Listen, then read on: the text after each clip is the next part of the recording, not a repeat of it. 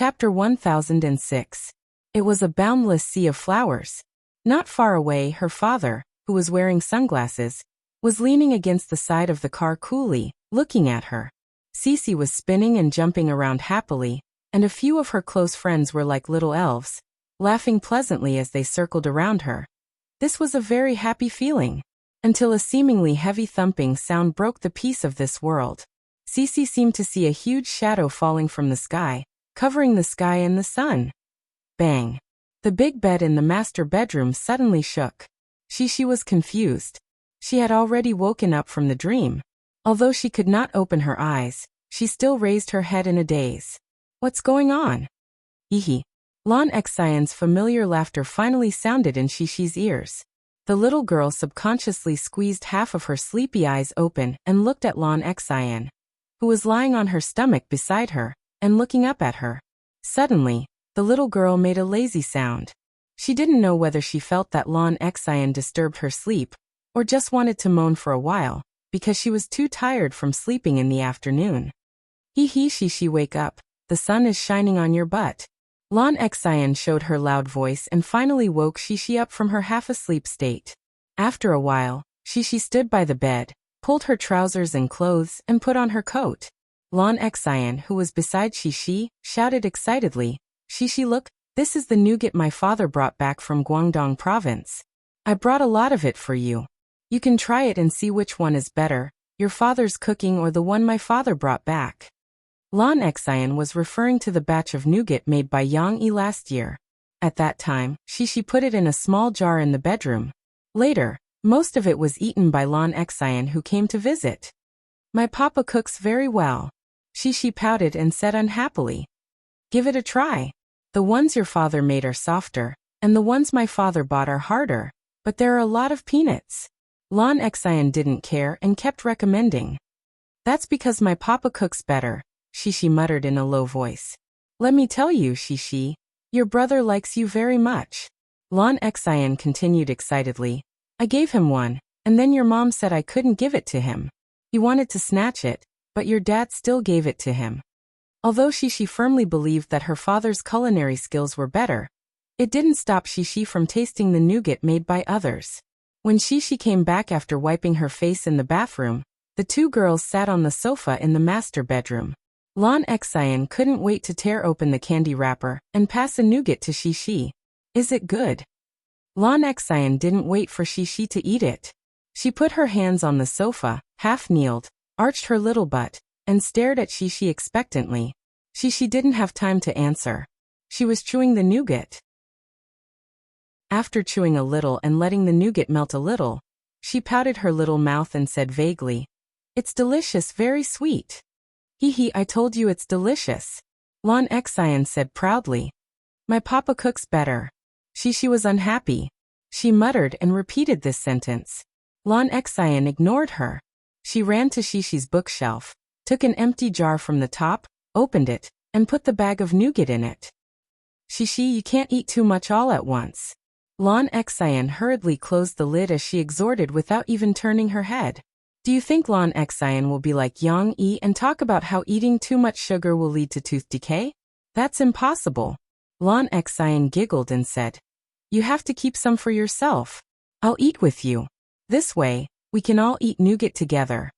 However, Shishi didn't respond at this time. At this moment, Shishi, who was sitting on the sofa, was frowning and her little mouth stopped chewing. Something's wrong. The little girl's mouth moved slightly in doubt. Soon her frown deepened. After a while, Shishi opened her little mouth, revealing her small white teeth. Of course, Shishi couldn't see it. The little girl could only stretch out a finger and touch her teeth. Left, right, left, up, down. What exactly was wrong with him? Lon Xian's back was still facing Shishi. She opened the lid again and reached her hand into the jar, while nagging about the distribution of the nougats. We have 16 nougats. You can have 10, I'll have 6. I'm eating too little. Shishi, you might not like nougats. Why don't I have some? Right at this moment, Lon Xian suddenly heard Cece's sobbing as she ran out. Lon Xian turned her head and looked at Shishi's back in confusion. What happened? How about I give you all of it? Lon Xian muttered in a low voice after hesitating for a long time. Papa. Papa.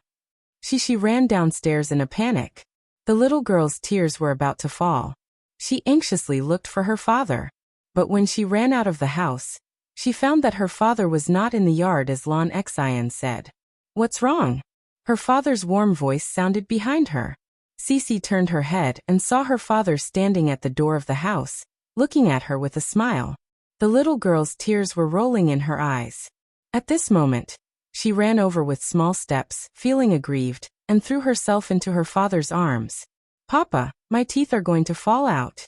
She sadly hugged her father's neck with one hand, and pointed at her small open mouth with the other hand. Her voice was full of panic and grievance. I didn't do anything disobedient. Why are my teeth going to fall out? Your teeth are going to fall out? Yang Yi was a little surprised and asked, How do you know? Papa saw that your teeth were fine. It's true, it's true. My teeth can move. She anxiously twisted her small buttocks in her father's arms, anxiously bared her teeth, and pointed to her father. When her father carefully observed, the little girl guiltily asked, Papa, should I not eat candy? I ate Xian Air's nougat. It's hard. Come on, open your mouth. Papa will take a look. Yang Yi gently shook his finger on the tooth that Shishi was talking about. Sure enough, Shishi's feeling was not wrong. The little girl's lower incisor showed signs of shaking.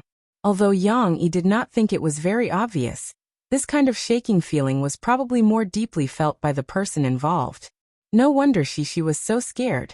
Was it really a tooth decay caused by eating candy? Or was it a tooth collapse caused by eating nougat?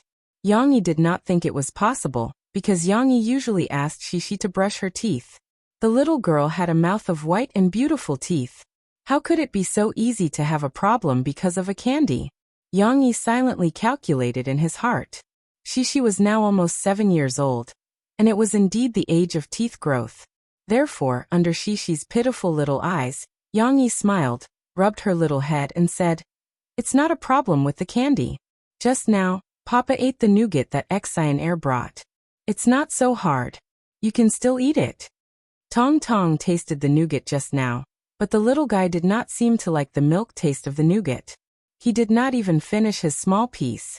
Naturally, he ate the rest that Yang Yi cut for him. However, you should eat less candy now because you are now growing teeth. Yang Yi paused and explained. Do you still remember Lu Weisha's teeth growth last year? You're also going through that stage now. It's normal for your tooth to be loose. After a week or so, it'll fall off and a new tooth will grow out. Shishi listened to her father's explanation with her eyes wide open. The little girl looked at her father in disbelief, and her expression became more flustered. Why? Papa, I don't want to grow teeth. Woo-woo, Papa, if I don't have teeth, it's so ugly. The little girl sadly hugged her father's neck and begged. She remembered very clearly that after Lu Weisha's teeth fell, there would be a black hole in her mouth, which was very ugly. Moreover, later on Lu Weisha would lose a lot of teeth. Shishi had seen it in the video chat with her. It's normal to grow teeth. Everyone needs to go through the process of growing up. Yang Yi smiled helplessly and tried to dissuade him. But why doesn't Xian Air grow teeth? Shishi said sadly. I brush my teeth every day, but Xian Air doesn't. Speaking of Xian Air arrived.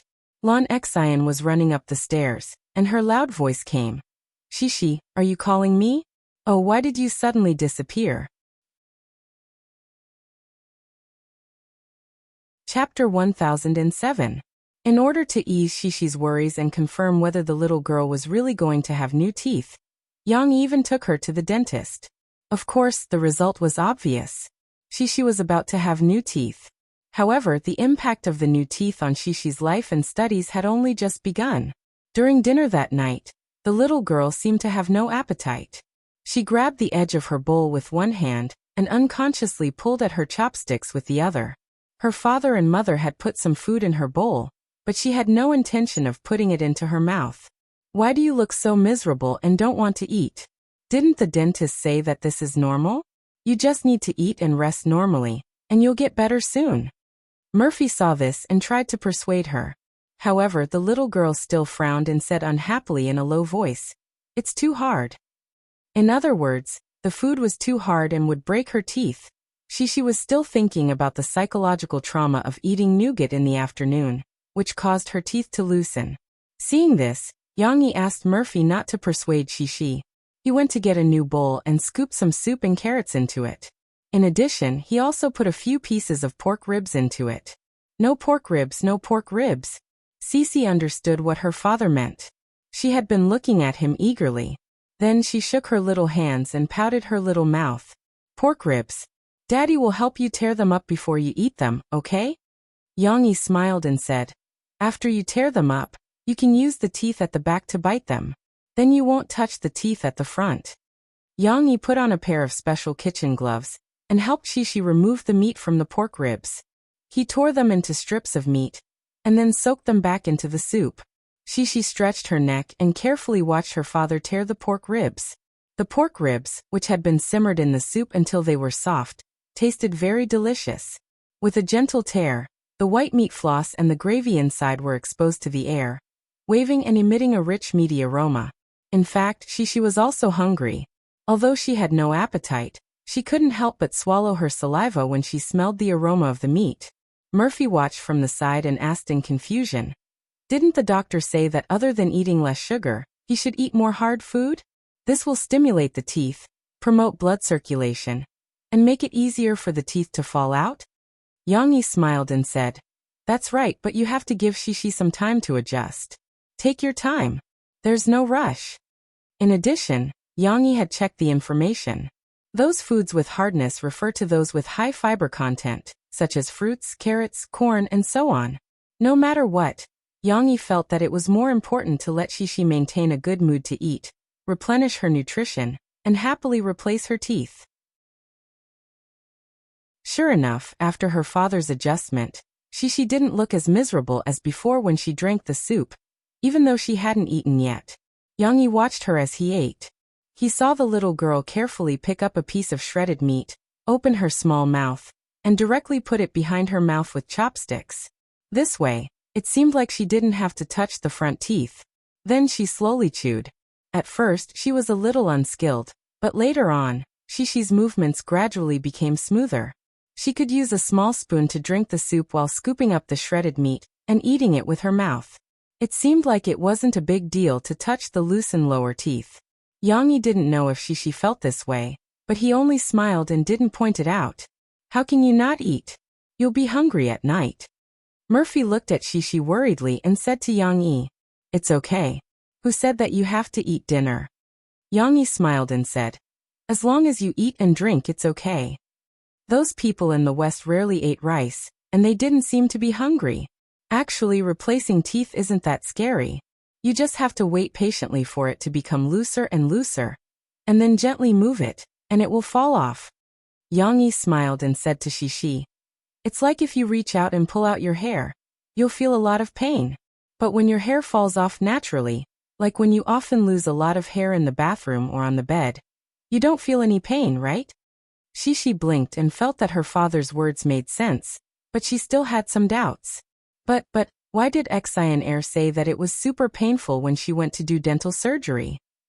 When Lan Xian described it to Shishi in the afternoon, her eyebrows, eyes, nose, and mouth were all squeezed together in an exaggerated expression, which scared Shishi. Because she ate too much candy, so she asked the doctor to do a minor surgery. Of course it's painful. This is why I told you to brush your teeth properly and protect them. Yang Yi said, but it's normal for you to replace your teeth so it won't be very painful. Her father's words did make Shishi feel a little relieved, but the little girl still felt a little uneasy about this unknown situation. No matter how her father comforted her, it couldn't be dispelled. Microbroadcasting and Phoebe Studio did their public relations in a timely manner, and just enough to minimize the impact of Han Sen's exposure. However, neither the people from Microbroadcasting nor Yang Yi considered that although Han Sen didn't have the ability to investigate the situation of the shareholders behind Backwave Technology Company, someone else could. For example, although the Sahara Online Mall didn't disclose the shareholders' information to the public, the business investigation company hired by Lance Hao Kai still dug up Yang Yi's background. At the top of the capital pyramid, There was always a group of people who had more and more information. It just depended on whether they had the leisure to expose this information and risk offending a top tycoon. On Sunday night, a mysterious person called Hansen's business number on micro-broadcasting. This phone number was used to contact some commercial cooperation such as advertising investment, paid reposting, etc. However, Hansen was a lone wolf, so the person who answered the phone was Hansen himself. Check your email. I just sent you the evidence that Yang Yi is the boss behind Backwave Technology Company. Although the mysterious person was mysterious, his voice wasn't processed. Who are you? Wait, let me see. Soon, Hansen held the phone and said in surprise, the filing of the equity allocation of Backwave Technology Company from the Industry and Commerce Bureau? How did you get this? When I went to the Industry and Commerce Bureau to apply for an investigation, they didn't let me. They said that this file was confidential. Haha, I just used some inconspicuous tricks. The mysterious man chuckled. You guys are too resourceful. Hansen sighed. Tell me, what do you want me to do for you to send this information to me? There was no free lunch in the world. Hansen was a smart person and knew this. However, he was a little curious. With such precious information, why didn't the mysterious person ask for some benefits? We don't need your money. We just need you to leak this out tomorrow and make it big news. The bigger the better. The mysterious person said. I understand. You want to find trouble with Yang Yi or Backwave Technology Company. Hansen's imagination was amazing. He guessed the main point immediately. That's not a problem for you to consider. Are you going to do this news? If not, I'll send it to other entertainment broadcasters tonight. The mysterious person was a little angry. Of course I'll do it. Hee, I have to thank you guys for this. Hansen thought about the benefits and attention this could bring him. He was so excited that he couldn't control himself and agreed. After the call ended, in Beijing's SNS headquarters, a young man put down his phone. He frowned and said to the middle-aged man behind him, President Hu, this entertainment broadcaster is so King hard to deal with. President Hu crossed his arms in front of his chest and snorted. Micro-broadcasting from Backwave is just like the people from it. They're all hard to deal with. President Hu, do you think we can change the situation by doing this? The young man was the son of one of SNS shareholders and was sent to the company to gain experience.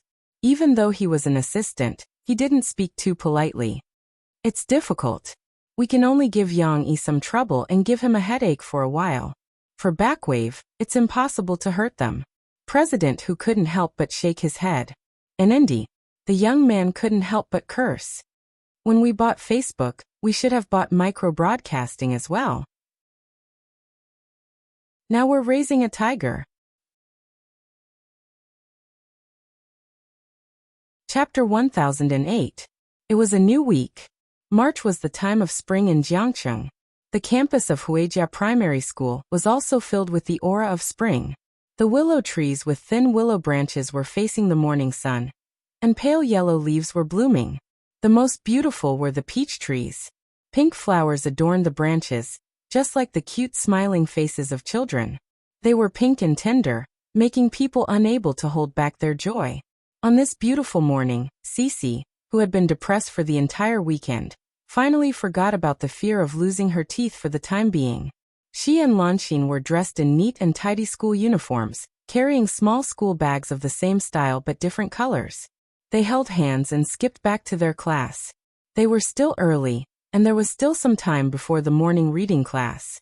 However, the students of their first grade class 3, who had already arrived, were crowding around the back of the classroom, exclaiming one after another, "What happened?" Shishi and Lan Xian curiously went over as well. When the two girls joined the crowd, the group of children was looking at the blackboard in amazement. Of course, everyone's eyes fell on the big and cute ding-dang on the blackboard. On Saturday morning, Yang Yi brought Shishi over to draw the ding-dang. They had already finished the rest of the drawing, including the coloring of the ding-dang. They had used colored chalk and painted it bit by bit. Although the color was slightly lighter compared to the original drawing by Yang Yi, it was still a limitation of the chalk drawing. Apart from this small problem, Shishi had drawn this large ding-dang to perfection. Especially that cute smiling face and those curled-up cat lips. People couldn't help but want to smile happily with her.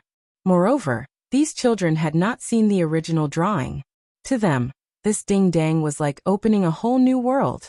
At this moment, Wang Lele, who had read many books, was reading the short story attached to the drawing for everyone.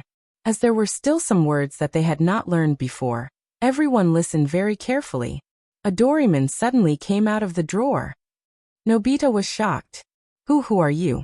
Ding-dang. I am a robot cat from the future. My name is Ding-dang. Nobita. Are you from the future? I don't believe it. Ding-dang took out 2 bamboo dragonflies from the treasure bag on his stomach. Ding-dang. Let's go play in the sky. Nobita, I can't fly. How can I fly in the sky? Soon Nobita and Ding-dang, who had bamboo dragonflies on their heads, flew into the sky like helicopters. Nobita, wow Ding-dang, you're amazing. Ding-dang, of course. I still have many fun items in my treasure bag. I'll show them to you in the future. This short story had nothing to do with the real Ding-dang story. The story that Yang Yi told to Shishi that night was much more complicated and exciting than this one. However, due to the limited space on the blackboard, Yang Yi could only make up a short story, so that the children could understand the character to a certain extent through this short story. However, the effect was beyond Yang Yi's expectations. As Wang Lele slowly read the story, the children's eyes were filled with surprise, joy, and even envy. Some of the children stared at Ding-dang. Some of the children stared enviously at the bamboo dragonflies on Ding-dang's head. And some of the children stared longingly at the treasure bag on Ding-dang's stomach. Such a sci-fi short story made them yearn for it. Which child didn't want to have a friend as interesting as Ding-dang? Which child didn't want to fly into the sky and take a look? Which child didn't want to have a treasure bag with many magical items? Who drew this? It wasn't clear which child asked this question. Suddenly, there was a commotion among the surrounding children. They all looked at each other and looked around. At this moment, Shishi was still a little shy. Lan Xian was still very proud, as if she had drawn it. She said loudly, I know. Lan Xian's loud voice immediately attracted the attention of all the children. Shishi drew it. Lan Xian pointed at Shishi, who was next to her, and proudly puffed out her chest. She said proudly, after school on Friday, I accompanied Shishi to draw for a long time.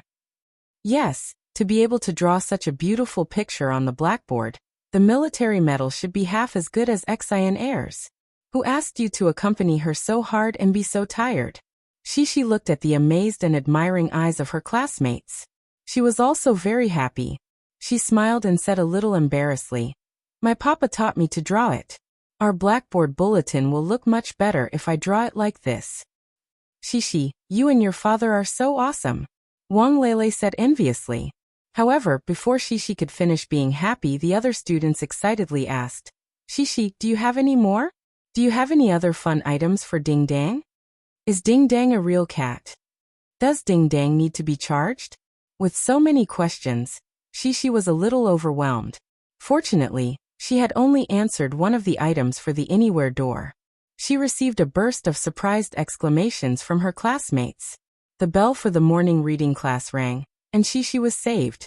Not only these young children, but also every teacher who came to class today, when they saw the big and cute cartoon figure on the blackboard bulletin, couldn't help but find some excuse to go to the back of the bulletin to take a closer look.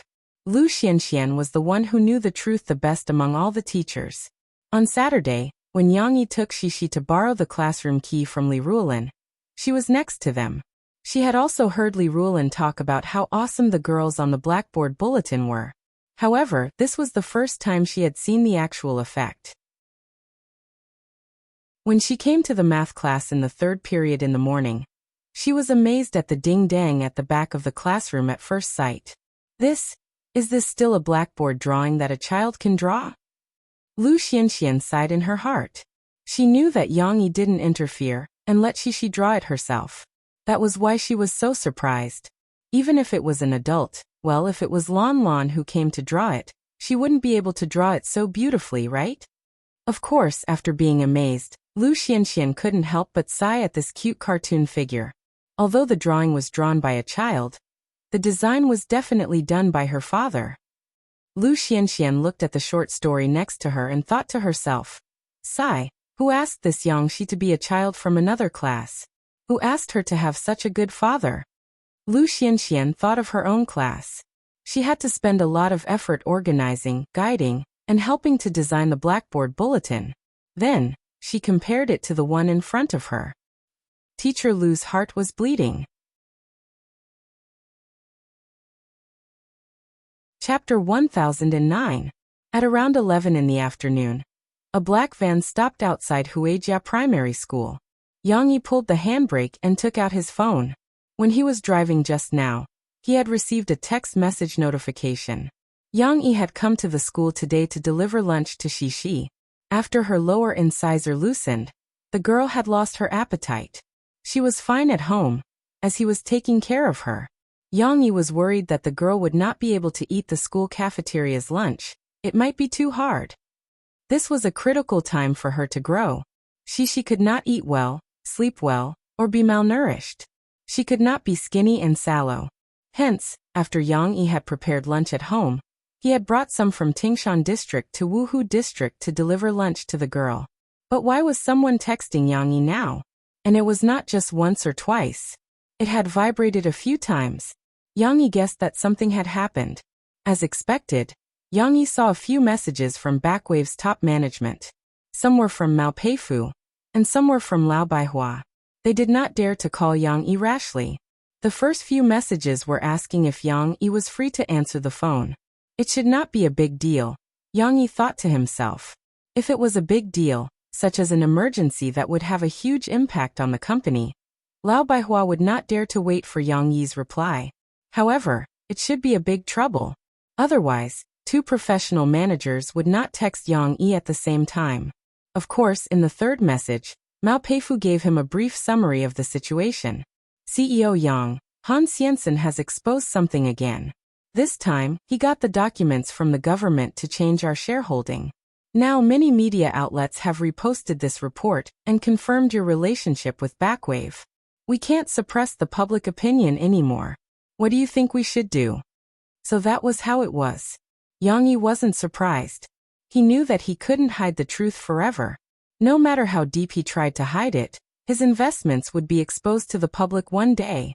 The public relations statement that Yang Yi asked both sides to issue was just to temporarily delay the exposure of his identity. However, before Yang Yi could think of how to reply to Mao Peifu and the others, Mo Xiaowan anxiously called him. She did not have as many scruples as Mao Peifu. You want me to come up with an idea? Yang Yi smiled and said, come up with an idea? Since it's already been exposed to this extent, let's make it public openly. Yang Yi was very calm, but Mo Xiaowan and the public relations team behind her were very troubled. Mo Xiaowan said in distress, but we just clarified it on Saturday. If we admit it like this, won't it feel like we've been slapped in the face? Do we have to admit to our mistakes to the public and say that we shouldn't have lied to their feelings? Yes, the boss of Backwave is indeed our Yang Yi. Yang Yi understood what Mo Xiaowan meant. He thought for a while and said, okay, we'll discuss this matter in detail later and see how to solve it. I'm not free now. I'll go to the company in the afternoon. Can you help me inform Chairman Mao and General Lao that we'll have a short meeting in the afternoon? It wasn't that Yang Yi was putting on airs, but that he really wasn't free now. Outside, the bell for the last morning class in Huijia Primary School rang. It was clearly heard on the road outside the school. Yang Yi had to go to the school gate to pick up Xixi. When Yang Yi picked up Xixi, he could tell that the little girl was in a good mood today. The teacher also said that it's good. Our nature class teacher even told us about the bamboo dragonfly. But he said that the bamboo dragonfly can't take us to the sky. Chen Yuxuan said that he really likes the story of Ding Dang. He even asked me when I'll get a picture book of Ding Dang. I told him that my papa is drawing it. Hehe. Yu Qian and I were praised by Teacher Li. And Xi Xiao Yuer, the teacher said that we have to continue working hard and finish the Blackboard bulletin. We'll definitely get the award. Xixi held her father's hand from the school gate, and talked nonstop with excitement. She even forgot to look left and right when she was crossing the road. She only cared about telling her father about the compliments and praises she received this morning. Really? Yang-yi smiled and responded from time to time. Then I'll have to hurry up and finish the Ding Dang comic. Since your classmates like it so much, we'll give each of them a copy. Okay. She said happily. It's just like the books that Sister Xiaowei's mom gave us. Yes, that's right. But let's not tell your classmates yet. We'll give them a surprise when the time comes. Yang-yi said with a smile. Hee, I think so too. They'll be very happy. She said with joy. By the way, Papa, can we also send one to Lu Weisha? She also likes Ding Dang very much. During the weekend, she video chatted with Lu Weisha on the internet again. In addition to talking about some interesting things about herself, the little girl mainly told Lu Weisha about her loosened teeth. Lu Weisha told Xixi that it didn't hurt at all. This made Xixi feel relieved. Okay. When the time comes, you have to write a letter to Lu Weisha in person. Now you can even write. Yang-yi said with a smile. Hee. Only when she was with her father could Xixi chat so happily. Even her mother couldn't. Her mother didn't have the patience to talk to her. Moreover, who could be as powerful as her father? When Xixi said something, her father could also reply. This kind of back-and-forth conversation was interesting. Back in the car, Yang-yi took Xixi to sit in the back of the nanny van. Their nanny van was actually a modified version of an MPV, a shrunken version of a caravan. The back of the driver's seat was partitioned like an extended version of a car, forming an independent rest and reception area. The decoration was also very luxurious. Not only could the space between the seats be simple and easy to walk around freely, there was also a small bar, a small refrigerator, and even a foldable workbench. This workbench was used by Yang-yi as a dining table for Xixi to eat. Come, let's see what Dad made for you for lunch today. Yang-yi smiled and took the insulated food boxes from the bar next to him. He opened them one by one on the workbench. The dishes were very sumptuous. There were 2 dishes, a soup and a bowl of white rice. Although Yang-yi only let Xixi drink a little soup on Saturday night, after Xixi gradually adapted to eating with loose baby teeth, Yang-yi still coaxed her to eat rice. The adaptation process was necessary, but Yang-yi still understood that during the period of tooth replacement, Xixi couldn't eat food that was too delicate. It was better to eat some hard food. Proper chewing would help her baby teeth to fall out better, and not still be attached to the top, clashing with the new teeth that were about to sprout. Dang dang dang dang. Yang-yi's mouth was accompanied by his own background music. He smiled and introduced today's dishes to Xixi. This is celery fried prawns. I don't like to eat celery. Xixi was a little conflicted. Eating celery will help your new teeth grow out faster. Also, eating more of these fiber foods can make your teeth grow prettier, just like Mom's teeth, neat and white. Yang-yi half-lied to the little girl. Xixi was still a little smug. After hesitating for a while, she said hesitantly, okay. With celery fried prawns, the taste should be pretty good. There were 2 dishes and a soup. The soup was naturally the pork rib soup, but this time Yang-yi changed the ingredients. He used soybeans to boil the pork rib soup, and it smelled very delicious.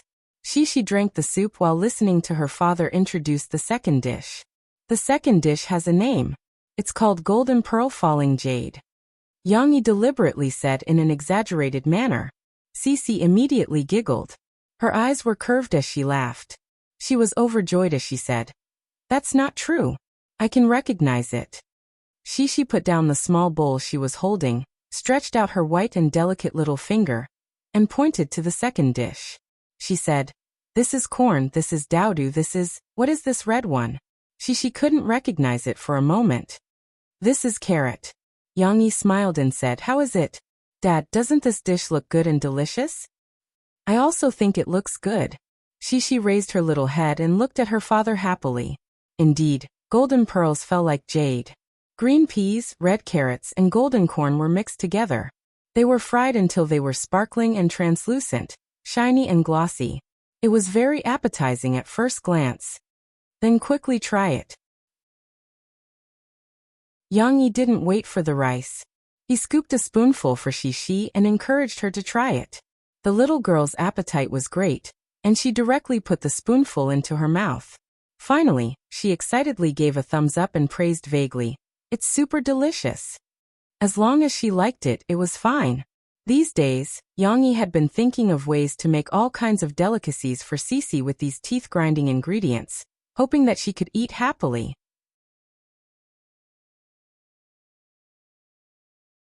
Chapter 10:10.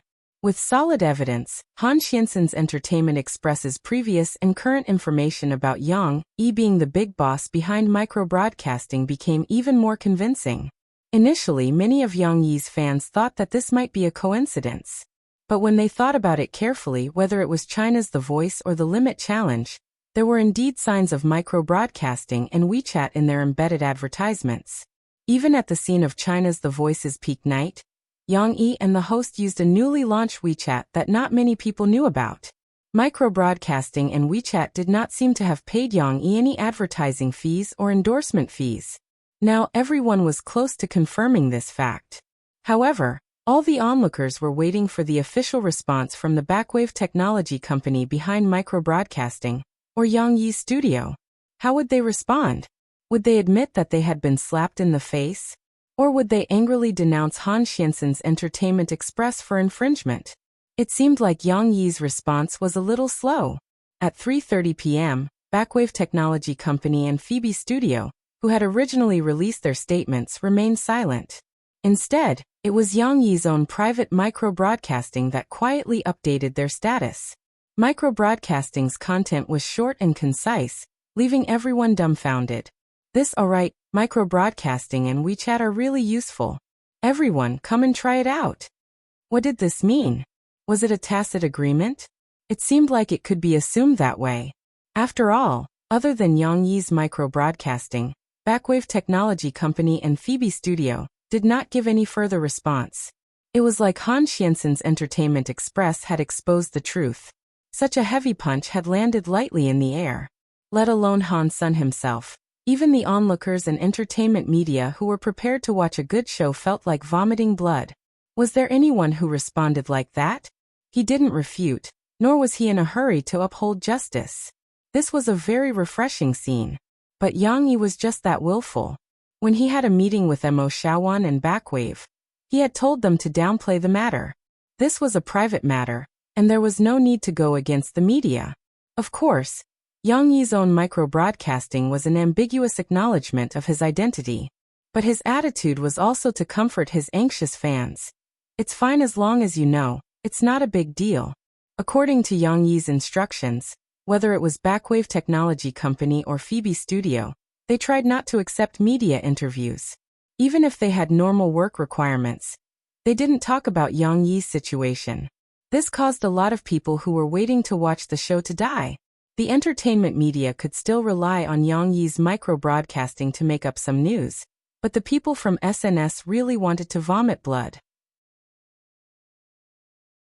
In any case, you guys should at least create some chaos.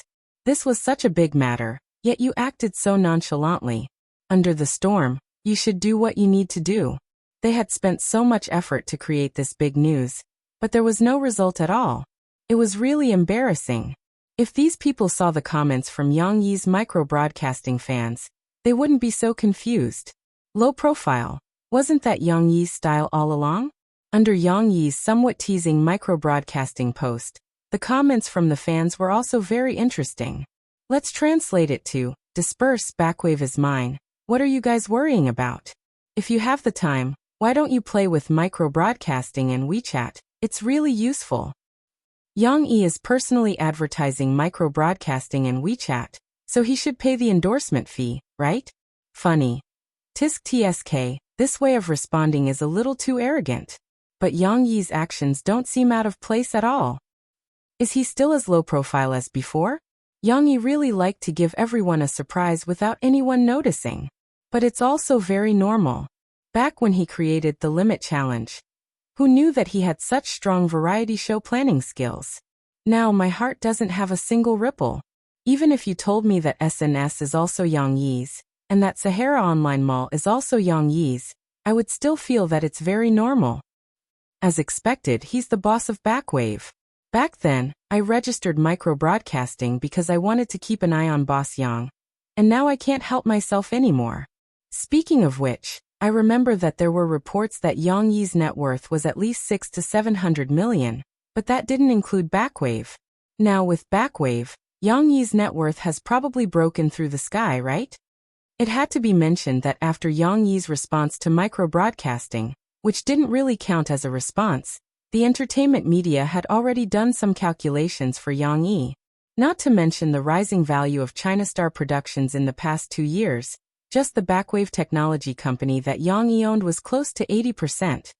The other shares were distributed to Mao Peifu, the company's upper management, and employee incentives.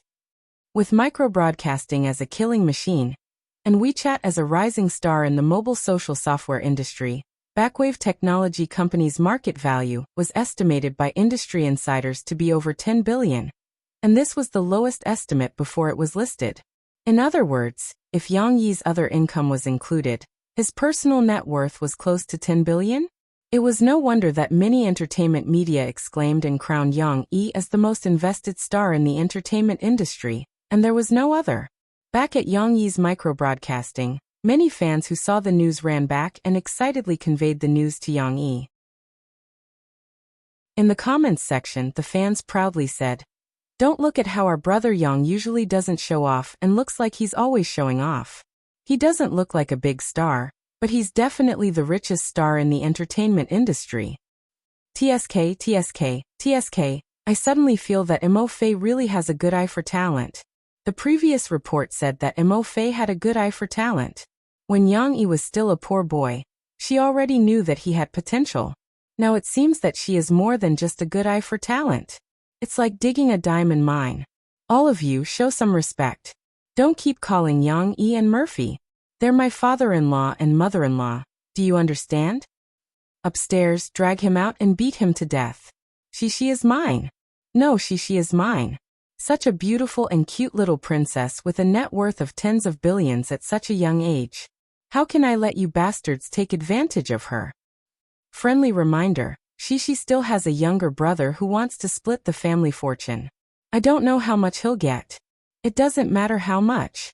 Even if she doesn't have money, I'll earn money to support her. Father-in-law, please accept a bow from your son-in-law. The comments section went off the rails.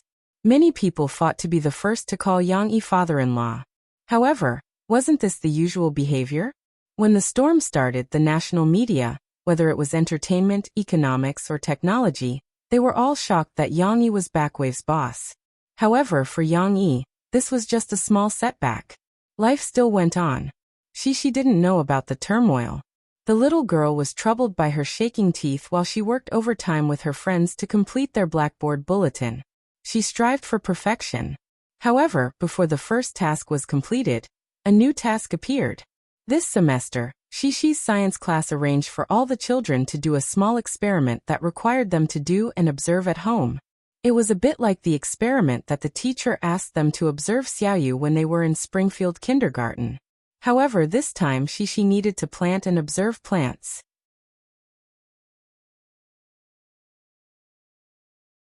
Chapter 10-11. Author's note. A book friend pointed out the common sense mistake, so it has been corrected. In the natural science class, the teacher did not ask for much homework, and it was a bit like an open-ended question.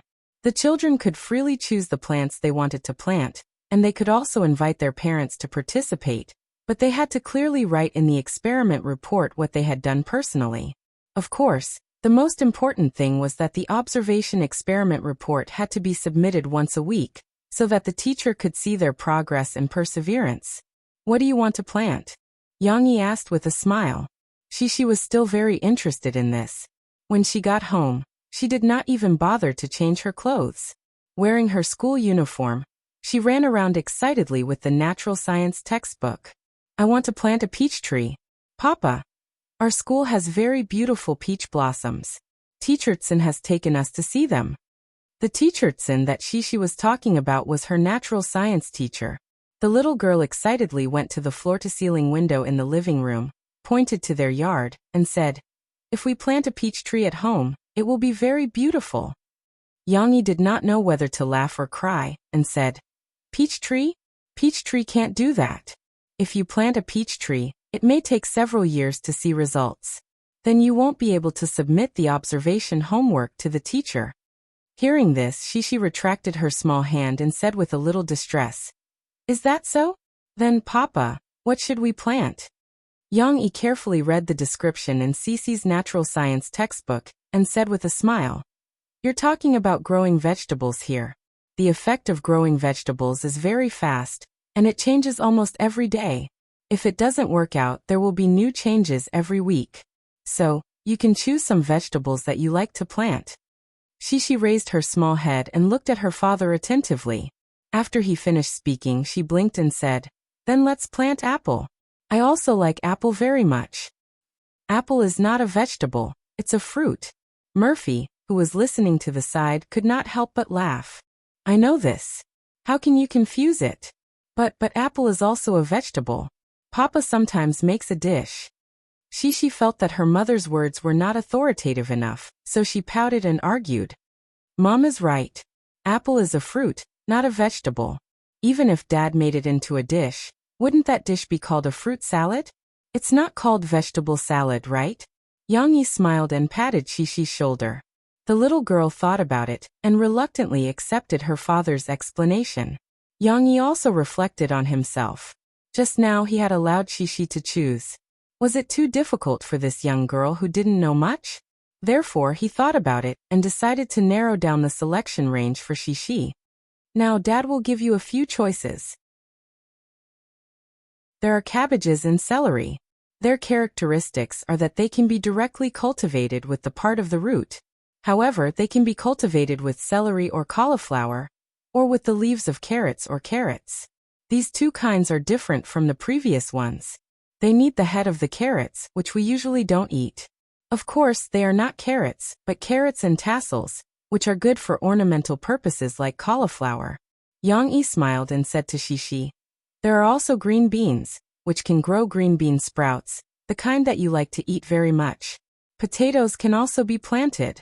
Unlike the previous ones, they can be directly cultivated with the cut tubers. Yang still had relatively rich agricultural knowledge from the memories of his predecessors farming in the countryside. At least, it was enough to deal with Shishi's homework this time. As Yang spoke with assurance, Shishi and Murphy, who were next to him, listened with admiration. Murphy sighed with emotion and said, How do you know so much? Papa, I want to plant all of them. Cece was very excited when she heard this. She took her father's hand and jumped up on her own. Her little face was very excited as she asked, Papa, our house is so big. Let's plant them all, okay? Murphy also said with interest, Since you've planted them, let's plant more. I want to see it too. Yang looked at Shishi's small head and eagerly looked up. He smiled and said, Okay, in that case, we'll plant one of each type. Since we have ingredients at home today, celery and cabbage, we'll plant celery. Celery is edible. The taste of cauliflower is average. As for radishes and carrots, we happen to have carrots at home. So we'll plant carrots, okay? Shishi's little face suddenly became a little conflicted. She slightly pouted her little mouth, twisted her body, and muttered unhappily, But Papa, I don't like celery. In the past few days, her father had let her eat celery several times. Although Shishi tried her best to eat it in order to make her teeth look better in the future, she still didn't like the taste of celery very much. Okay then. We'll plant cabbage. The cabbage will indeed look better. Seeing this, Yang couldn't help laughing and said, There are no roots of cabbage at home today. Papa will get you one tomorrow. Yes, I want to plant cabbage. The little girl happily opened her arms.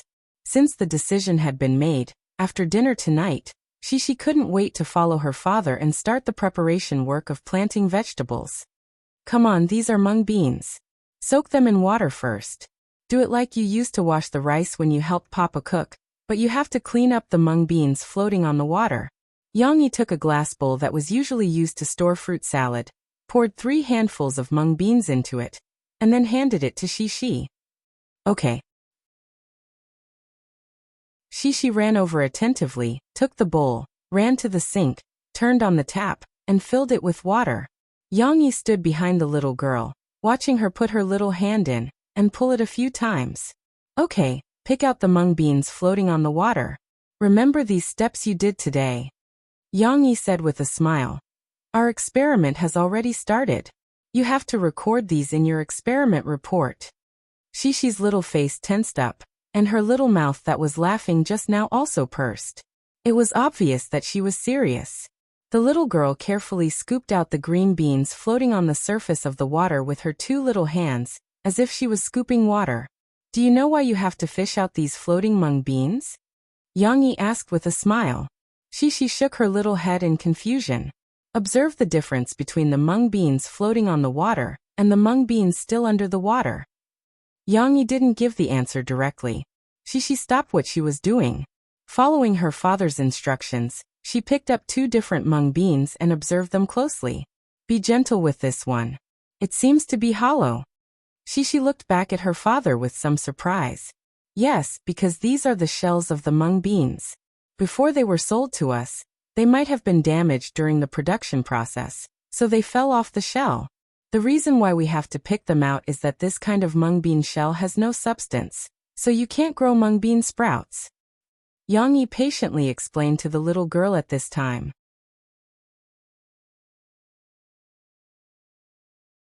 Chapter 10-12. The first day of dealing with the rhizomes, tubers, mung beans, and so on was just the beginning. What Xixi needed to do after school the next day was the key to the entire planting process. For this reason, Xixi didn't even have time to watch TV. As soon as she finished eating, she urged her father to take her to work. It was worth mentioning that Lan Xian also came to the house today.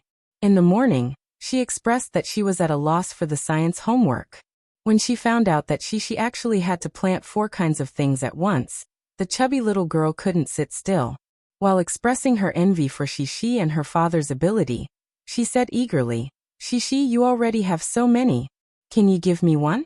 Let's observe together, okay? Lan Xian had a good plan in mind. Xixi had already done the most difficult job of planting the plants, and she only needed to help observe them. How could there be such a good thing? Xixi, on the other hand, was more generous and agreed generously. However, Yang Yi was still driving in the front. When he heard this, he stopped Xixi from indulging her little friend's lazy behavior. Therefore, Lan Xian had dinner at Xixi's house tonight. Lans Haokai and Wu Jingjing also came over. They wanted to accompany Lan Xian to observe Yang Yi and Xixi's planting process tonight. After learning it, they also wanted to go back and imitate Lan Xian to do her homework. The sky was completely dark, but the courtyard of Yang Yi's villa was brightly lit. Yang Yi, Murphy, Lans Haokai, Wu Jingjing, and the 3 children were all gathered in front of several flower pots. These flower pots are beautiful, right? Murphy smiled and introduced them to Lans Haokai and Wu Jingjing.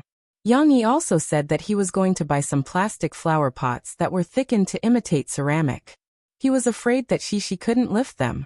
I told him that after filling them with soil, the effect of these flower pots would be the same. It would be very painful to lift them up, so it's better to buy real ceramic ones. They can't move them, so they can only watch from the side. This way it will be better. It had to be said that Imo Fei's aesthetic sense was very unique. The ceramic flower pot she bought, the printed pattern on it was simple but not simple. It was a bit like the lines of an abstract style, giving people a very simple but meaningful feeling. Lans Haokai was strong. He picked up a big flower pot and looked at it carefully with Wu Jingjing and praised it. What are we going to plant now? Lan Xian and Xixi weren't particularly interested in the flower pots. Instead, the 2 girls were already holding the tools that they had prepared, looking eager to give it a try. Lan Xian was holding a small 3-fingered rake in her hand. It looked a bit like a chicken claw, and was the size of an ordinary screwdriver. It was just right for Lan Xian's small hand to hold it firmly. Xixi was about the same. She was holding a small shovel with a sharp beak, a pink plastic handle, and a metal shovel. It wasn't just the 2 of them. Seeing how lively his sisters were, little Momo also carried his plastic shovel and followed behind his sisters. His face was full of excitement, as if he was about to do something big. We are going to plant radish leaves, cabbage flowers, and potatoes. She enthusiastically introduced to her friends. Papa said that green beans don't need to be planted in the soil, so we are only going to plant these 3. But you have 4 flower pots. Lon Exine said with some confusion. Because the last flower pot is for you. You can take it back and plant vegetables like Shishi. Yang Yi smiled and patted Lon Exine's shoulder. The process of planting the soil was needless to say. Yang Yi and Lans Hao Kai carried the black soil they bought for planting flowers and poured it into the pot. Big flower pots and fertile soil. Wouldn't it feel like a cannon was killing mosquitoes after making such a big fuss? Just to plant cauliflower and carrot tassels? But Yang Yi loved to play. Since he was going to guide Shishi to do an after-class practice, he had to create the best conditions. However, although the soil was not fresh, the little ones were very excited. As soon as the adults finished pouring the soil in a flower pot, they squatted next to them and couldn't wait to work. Lon Exine used her chicken claw rake to loosen the thick layer of soil. Unfortunately, this rake was a little too short. No matter how hard Lon Exine tried, it was as if she was scratching an itch for the soil. She only scratched the surface layer once. Shishi was also next to Lon Exine. She giggled and used her sharp beak to dig a few small ravines in the soil. Tong Tong's movements were half a beat slower. The little guy's small mouth was slightly open. His lower lip, perhaps because of the accumulation of saliva, was sparkling and rosy. He blinked his round eyes and looked at his sisters for a long time before he remembered that he also wanted to play with them. Hey! Tong Tong raised his delicate eyebrows and used a bit of strength to pick up the small plastic shovel that he was dragging on the ground. Then he held it with both hands and walked over excitedly. However, just as he raised the small shovel high and inserted it into the soil, before he was ready to dig and play, the eyes of the 2 sisters next to him lit up. Little brother, your shovel is bigger than ours. Shishi felt that the small tools that her father prepared for her and Lon Exine were a bit small. It was very difficult to deal with this big pot of soil. Yes, his is bigger than ours. Lon Exine egged. Shishi, why don't we use your brother's shovel? This way, we can loosen the soil quickly. Okay. Shishi did not feel that there was anything wrong with borrowing her brother's shovel. She smiled and agreed to Lon Exine's suggestion. Then, she reached out to grab the small shovel that Tong Tong was still adjusting his position. Before Tong Tong could play, he was restrained by his sister. He looked at his sister in confusion. Fortunately, Shishi was not particularly domineering. She met Tong Tong's eyes and said, "Little brother, can you play with it for a while?" Tong Tong understood her words. The little guy looked at his sister innocently. He could not resist, so he hesitated for a while before he let go of his little hand. Hee, my little brother is very obedient. He's not like Chun Shiryan who always fights with her brother. She immediately pulled the small shovel over with satisfaction.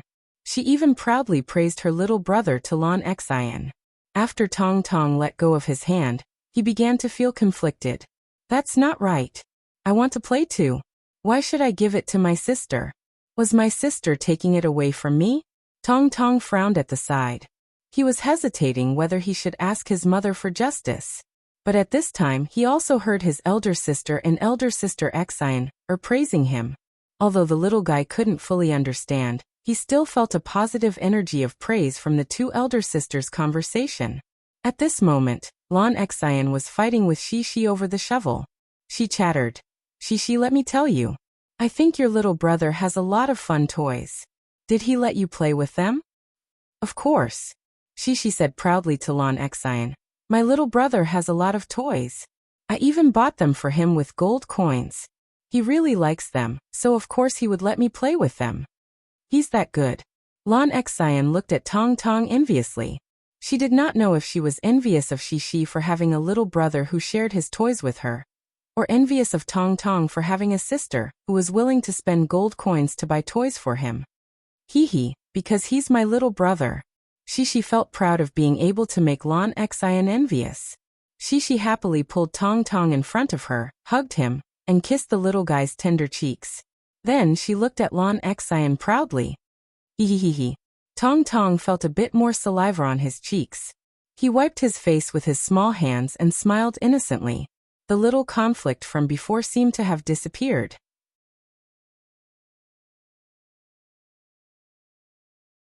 Chapter 10:13.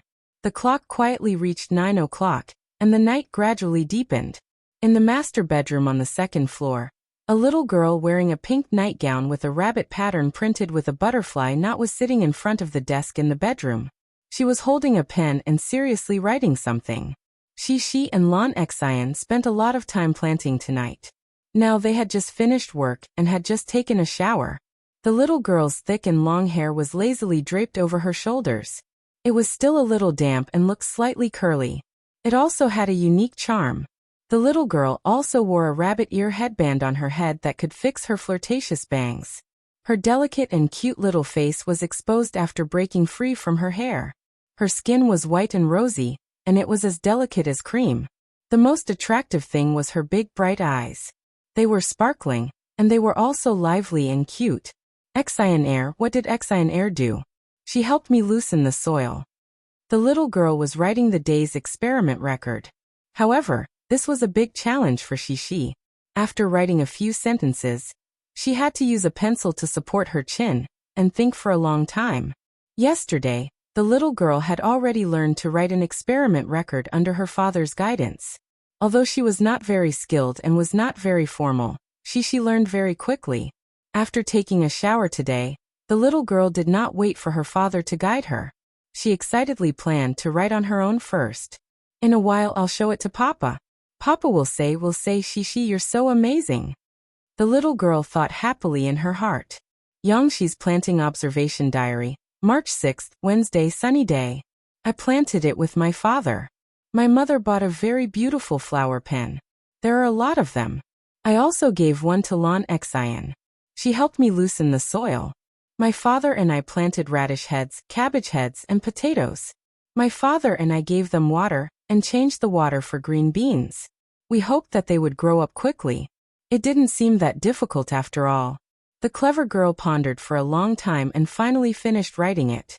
There were some words that she didn't know how to write, so she also used pinyin to replace them. Her father told her to use pinyin to replace them first, and then she could find the unfamiliar words in the dictionary later. After she finished writing, she raised her head happily and looked at the door. Her father hadn't finished showering yet, and was coming over to check her experiment records. The little girl couldn't wait to show her father what she had written. Can you write a little more? She tilted her head and mumbled to herself. Since she had nothing else to do, she continued to write down the wonderful ideas that came to her mind.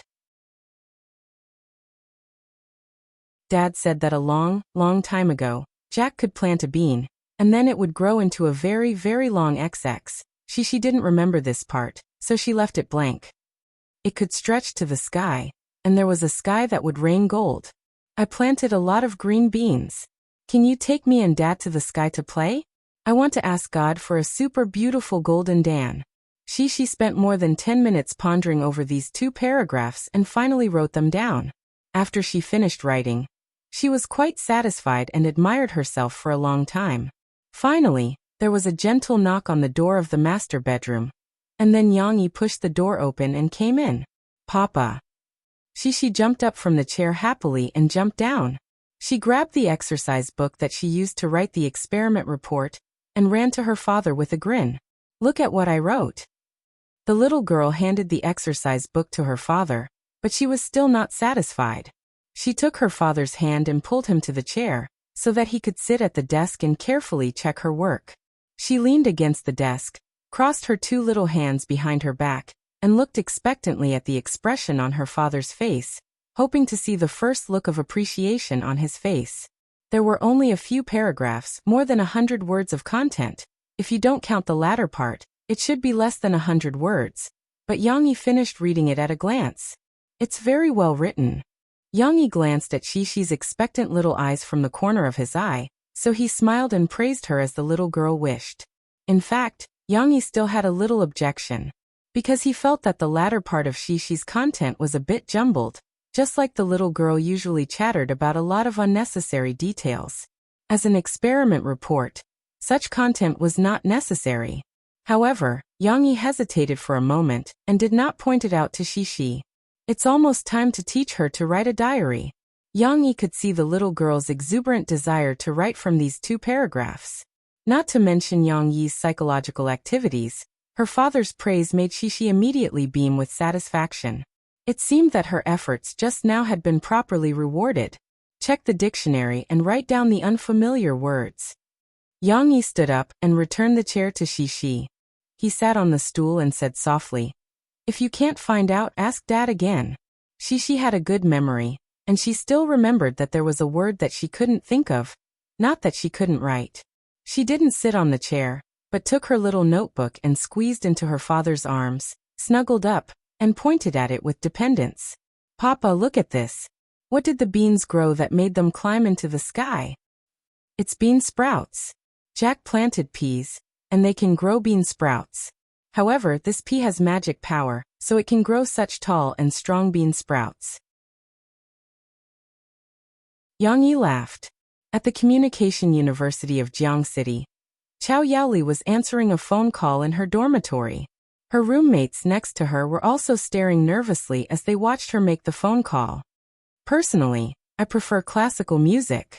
However, because of professional reasons, I usually listen to everything, whether it's the current popular music, or the popular music of the past, or ethnic music such as grassland songs, mountain songs, and so on. I've dabbled in all of them. Yes, I've also listened to rap, but I mostly listen to English rap music overseas. I prefer blues or folk songs. Favorite singer? I don't have a favorite pop singer at the moment. My idol is the Western soprano singer Mr. Pavilo. I have some understanding of I am a singer. After all, I signed up, so I must have checked some of the introductions of your show beforehand. I prefer the original intention of discovering talented singers that you mentioned. I feel that the current music industry is indeed a little fickle. There are too many idol singers mixed in, and many talented singers can't stand out. I also hope to hear more outstanding singers like The Voice. Of course, other than voice, singing skills are also very important. Okay, I understand. Under the eager gaze of her roommates, Chow Yaoli ended the phone call. How was it? How was it? Did you get selected? Her roommates asked with concern. Let me wait for the news. It's similar to the previous 2 phone calls, Chow Yaoli said helplessly. Then there should be a chance. Yimin said quickly. You've already received 3 phone calls, but Xiaolu next door only received 1. She's probably gone. Probably. She's too silly. This girl actually said that she's Murphy's fan. Chow Yaoli laughed.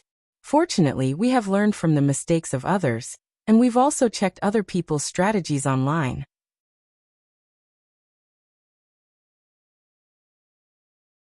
Chapter 10:14. In the blink of an eye, it was the weekend again. For Shishi, this coming weekend was mixed with good news and bad news. The good news was that the Blackboard bulletin that Shishi and her friends had carefully prepared for 2 weeks had been completed. In fact, it had been completed on Tuesday, but they had been adding to it later. The beautiful handwriting, beautiful pictures, beautiful plate arrangement, interesting patterns, and so on. The Blackboard bulletin they made was loved by all the students in the class, and many students from other classes also came to watch it. Now their Blackboard was ready, and they were only waiting for the evaluation organized by the school next Monday. In addition to these, there were other things that made Shishi happy. For example, the bean sprouts planted by Shishi had grown in the water in the glass bottle, and the other flower pots had sprouted new buds one after another. In the yard full of flowers, it was full of spring. It seemed that everything was developing in a good direction. However, there was a worrying thing that was enough to make Shishi unhappy. The little girl's loosened lower incisor, after a week of development, finally began to unscrupulously reveal its ambition to break away from its owner's gums. Papa, look. On Friday night, Shishi finished brushing her teeth. Before going to bed, she said unhappily. The little girl opened her small mouth and wanted her father to see. She stuck out her small tongue and pressed the bottom of her tongue against the tooth. She moved it, and the shaking tooth began to twist. That's right. It was twisting. The tooth had loosened to the point that it could rotate. Of course, the word twisting was an exaggeration. In fact, it could only twist a little. She did not dare to use too much strength, because if she turned her head, the root of the tooth would still be stuck in the soft flesh of the gums. And excessive movement would be very painful. Well, Papa saw it. Now that it has reached a certain level, it should be able to fall off by the weekend or early next week. We have a word to describe this situation. Melons fall when ripe. Youngie laughed. It means that the apple on the tree is like an apple. When it ripens to a certain extent, the stalk will naturally fall off, and the fruit will fall onto our plate. It's the same for your teeth. Lick them more often, and when they shake to a certain extent, they will naturally fall off. Although her father's story had attracted some of Shishi's attention, the little girl still had her own worries. But what if I dropped it while I was sleeping?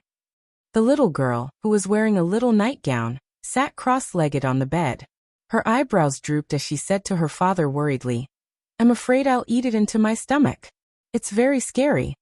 What if my teeth fall out and I accidentally eat it?" Shishi's question stumped Yang-yi. At first, Yang-yi thought that Shishi's question was funny. He had never heard of anyone losing their teeth while sleeping. In some novels, it was mentioned that some tough guys would swallow their teeth after being beaten.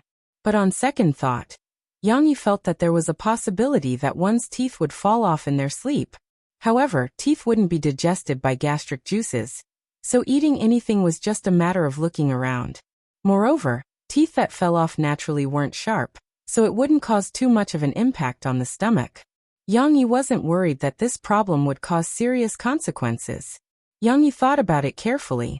After all, this was a very small possibility, so the key to his answer was to let Shishi not worry too much and sleep peacefully. How could it? The teeth won't secretly fall out while you're sleeping. It's still thinking that I'm going to leave Cece, so I have to bid Cece a proper farewell, so it must let you watch it fall. Yang-yi said with a smile. Dad has prepared everything for you. When your first baby tooth falls off, we'll put it in a small bottle and treasure it. It's a memento of your growth. In order to reassure Shishi, Yang-yi used a fairy tale tone and anthropomorphized the teeth. Really? The little girl looked at her father for a while, and whispered in a low voice. When she saw her father nod to her firmly, she hesitated and felt relieved. On Saturday morning, Shishi got up and the first thing she did was to run to the bathroom to check her teeth. Fortunately, her front teeth were still there, so she hadn't swallowed them. The little girl breathed a sigh of relief. Papa, where's Mom? After washing up, Shishi went downstairs and saw her father in the dining room, ladling porridge into her bowl, and Tong Tong, who was walking around holding a bottle and drinking milk. However, there seemed to be no trace of her mother, so the little girl asked curiously. Tong Tong woke up very early every day, and was very energetic. When he got up in the morning, he walked around. Today, Murphy was not at home, so Yang-yi took care of him alone. The little boy walked to the living room, and then back to the kitchen like a patrol officer, as if he was patrolling to prevent his father from doing anything illegal. Mom went to the company. She has a concert next week, so she can't practice singing at home, so she has to go to the company to practice. Yang-yi raised his head and smiled at Shishi. Why? Shishi asked curiously as she climbed onto the chair and sat down to eat breakfast. Because when little brother sees Mom, he will pester her and ask her to play with him. Yang-yi turned to look at Tong Tong and said with a smile. Shishi also turned to look at Tong Tong. Little Rascal found that his sister and father were both looking at him. Little Rascal seemed to have heard them talking about him, and it was about his mother. However, he did not fully understand the specific content, so at the moment he was in a state of confusion. Looking at his innocent little eyes, Shishi couldn't help giggling. After breakfast, Shishi was full of energy. The little girl ran around the house with her little brother while giggling. Soon, she felt a little bored and went to find her father. Papa, what are we going to do this morning? Yang-yi thought for a moment and said, how about we decorate the flower pot? For example, we can make a small flag, which is equivalent to the small tags we see when we go shopping. We can stick it in the soil and tell others what we are doing. Okay. Shishi was interested. She knelt on the sofa and held her father's shoulders with both hands. she asked excitedly. What are we going to do? First of all, let's take a piece of white paper and paste photos of carrots or cabbages on it. Yang Yi was also speaking on the spot. He said whatever came to his mind. At this moment, he thought that it was a little inappropriate to paste photos, so he pondered for a moment and said, wait a minute, we don't need to paste photos. Let's draw them. It looks more interesting. Yes. When it came to drawing, she was even more interested. The little girl pulled her father's arm, and couldn't help but twist her little butt. She said excitedly, Papa, I want to draw. Let me draw the big carrots. Of course you draw them. I'll let you draw them. At most, I'll teach you how to draw them, Yang Yi said with a smile. Because these are the fruits of your labor. When the time comes, you'll have to take photos and paste them in your observation diary. In addition to the pictures, you'll have to write the name of the things you planted. For example, if this flower pot is planted with potatoes, you'll have to write potatoes on it, and then mark it with pinyin and the English name. Children at Shishi's age were mainly learning pinyin. Yang Yi also made adjustments according to the actual situation. I know potatoes are called potatoes. Tomatoes are tomatoes. Shishi smiled and proudly said to her father. But do you know how to write them? Yang Yi poured cold water on this somewhat complacent little girl, and deliberately made things difficult for her.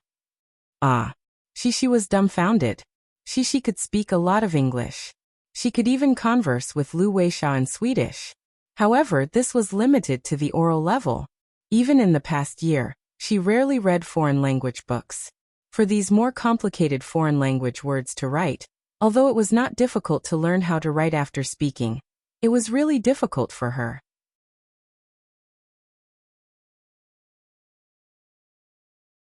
Chapter 10-15. After 2 hours of hard work, Shishi and her father finished making the small flag and inserted it into the flower pot. Then the little girl started to work on a ruler. Her father told her that it would be very simple to insert a small flag into the flower pot. In order to make it easier to observe later, her father asked her to make a small ruler for observation. Of course, she did not want to use a ruler as a small ruler. That would be too uncreative. The tools that Yang Yi gave Shishi were a ruler, some round wooden sticks similar to the small flag. These were leftover materials from when he gave them to Shishi, double-sided tape, and a bag of sticky notes with 5 different colors. Obviously, the main materials were still the round wooden sticks and sticky notes. Just now, her father had told her how to use the ruler, so the little girl excitedly used it on the wooden sticks and sticky notes. Yang Yi gave the materials to Shishi to study first. Then he got up and went to the kitchen to peel an apple for Shishi and Tong Tong. Eating more fruits could not only replenish the body's water, but it could also replenish various vitamins and maintain the body's nutritional balance. Of course, Tong Tong also liked to eat apple. When he heard that his father wanted to eat apple, the little boy followed behind his father and waited happily with his head raised. Yang Yi peeled the skin of 4 apples in one go. Like cutting watermelons, he cut the apple into small pieces. He also removed the seeds in the middle of the apple and filled a large glass plate. The same plate that Shishi used to wash the green beans last time. Try it. Yang Yi turned around and was about to walk into the living room. However, while he was thinking about this, he reached out and picked up a piece of apple and was about to put it into his mouth. However, when he turned around, he saw Tong Tong standing behind him in a daze.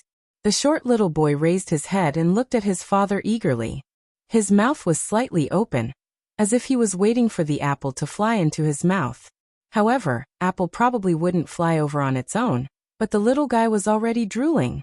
After Yang Yi looked at the little fellow's eyes, he looked at the apple in his hand that was about to be sent into his mouth. An inexplicable sense of guilt suddenly rose in his heart. Come, wash your hands quickly. I'll let you eat. Yang Yi smiled and put the apple back. He put the fruit plate aside, picked up the little guy, and let him wash his hands before handing him a piece of apple. Xiao Xiaofeng could finally eat his favorite apple contentedly. It tasted good, sweet and sour. The little guy held a piece of apple in his 2 little hands. He chewed on it while following behind his father. His narrowed eyes were filled with contentment. Back in the living room, Yang Yi saw Shishi measuring the labels with a ruler. Other than the fact that the ruler was a little slanted, the little girl was still very focused on her task. She didn't even notice her father and brother coming over. What data have you measured? Yang Yi asked with a smile. She raised her head at this time.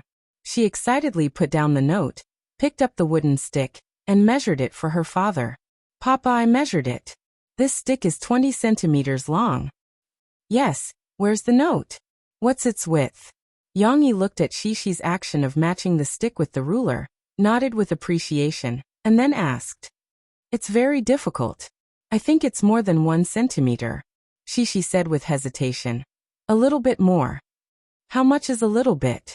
Yang Yi said softly. Sisi, when we study science and mathematics, there is no ambiguity in the answer. Whatever the answer is, it's what it should be. Shishi put down the stick, picked up the note, and measured it for her father again. It's not right for you to measure it like this. When Yang Yi saw Sisi tilting the ruler again, even though it wasn't by much, he put down the fruit plate on the coffee table next to him and took the ruler and note. He gestured and aligned the 2 long sides of the note with the ruler's tick marks. Look, only when these lines are aligned can we accurately measure the length between these 2 sides. You can count how many small squares there are in total. Shishi listened to her father's explanation carefully. She also moved her head closer and pressed her chin on her father's wrist to look. 1, 2, 3, 12. Papa, there are 12 small squares. Do you think there are 10 small squares in this centimeter? Yang Yi said with a smile. Shishi counted again and finally nodded seriously. 1 small square is equal to 0. 1 centimeters. 12 small squares are equal to 1 centimeter plus 0. 2 centimeters. But we only need 1 centimeter. What should we do if there is more? Yang Yi thought that Shishi did not understand the numbers after the decimal point, so he did not explain too much and asked simply. What should we do? The little girl frowned in distress. Tong Tong ate the apple while watching his father and sister talk about something he did not understand. At this time, he finished the apple in his hand. The little guy glanced at the fruit plate on the tea table next to him, took the initiative to grab one and eat. Papa, let's cut the extra ones. Use scissors to cut them off. Shishi was still very smart. After she tried to understand her father's problem, she came up with an idea. Use scissors? It's not impossible, but scissors are a little too dangerous for you. Can we think of a simpler way? Yang Yi said with a smile. This was an open question. Yang Yi asked Shishi to wash her hands, eat the apple, and then continue to think. Shishi also liked to eat apple. Just now, she caught a glimpse of her brother eating apple from the corner of her eye, so she could not help but eat it. However, Shishi's front teeth could not bite anything now. She could only open her mouth wide and stuff the apple into the depths of her mouth. She tried to eat the apple with her molars without touching her front teeth. Fortunately, Yang Yi took this problem into consideration and tried to cut the apple into small pieces. Shishi did not have to eat too hard. Of course, such a big pot of apple was not just for the 2 little guys. Yang Yi also smiled and poked 2 pieces with toothpicks to eat. However, the scene in front of them was more interesting. When Tong Tong saw his sister intervene, he was not sure if he was afraid that his sister would finish the apple. He stared straight at his sister while stuffing the apple into his mouth faster. In particular, Tong Tong was frightened by his sister's efficiency of eating a piece of apple in 1 bite. He was really worried that his sister would finish the whole plate of apple before he was full. After a while, the little guy grabbed a second piece of apple and stuffed it into his mouth. However, before he could finish chewing, his face was smeared with apple paste. He was eating very hard. It seemed that if his father did not care, he would choke. Okay. Yang Yi felt that he could no longer watch the show with a smile. He stretched out his hand and tugged at Tong Tong with a smile. Finish this first, then continue eating. There are so many apples. No one will snatch them from you. Also, if it's not enough, I'll go to the fridge to cut more for you. Tong Tong finally had time to chew the apple in his mouth. However, he still looked at the apple in his father's hand. It seemed that he still wanted to stuff it into his mouth. I don't want to eat anymore. Give it to little brother. Shishi's teeth were uncomfortable, so it was difficult for her to eat the apple. This undoubtedly affected her appetite. After eating a few pieces of apple, Xixi clapped her hands and ran to the kitchen to wash her hands.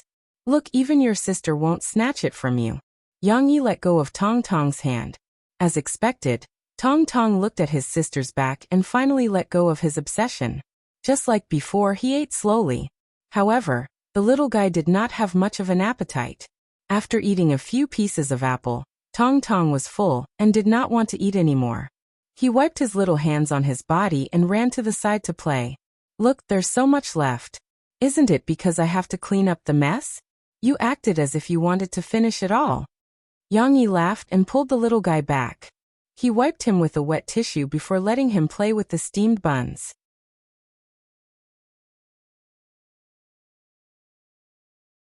Chapter 10:16.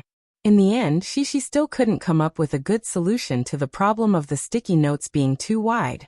Although the little girl was smart, she wasn't omnipotent. In the end, her father had to come up with an idea. Yang Yi took a pencil and demonstrated to Xixi. Look, let's measure the 1 centimeter node.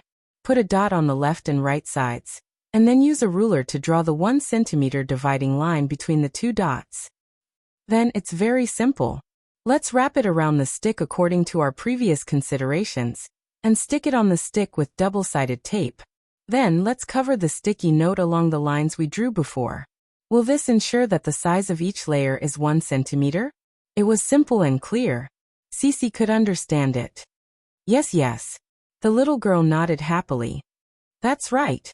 Papa, you're so awesome. How could he come up with such a wonderful idea?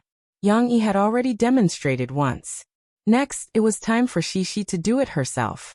She drew lines on the sticky notes one by one, and wrapped them around the stick one by one. In fact, this was a very boring manual job. Tong Tong came over to take a look at the beginning, but soon he felt bored and turned around to continue playing the game of throwing and catching the ball with steamed bun. However, to Yang Yi's relief, Xixi finished her work very seriously. Although it took more than an hour, Xixi was not sloppy at all. She didn't complain about being tired or bitter. Moreover, the clever and skillful little girl had made the 3 small gauges accurately and beautifully.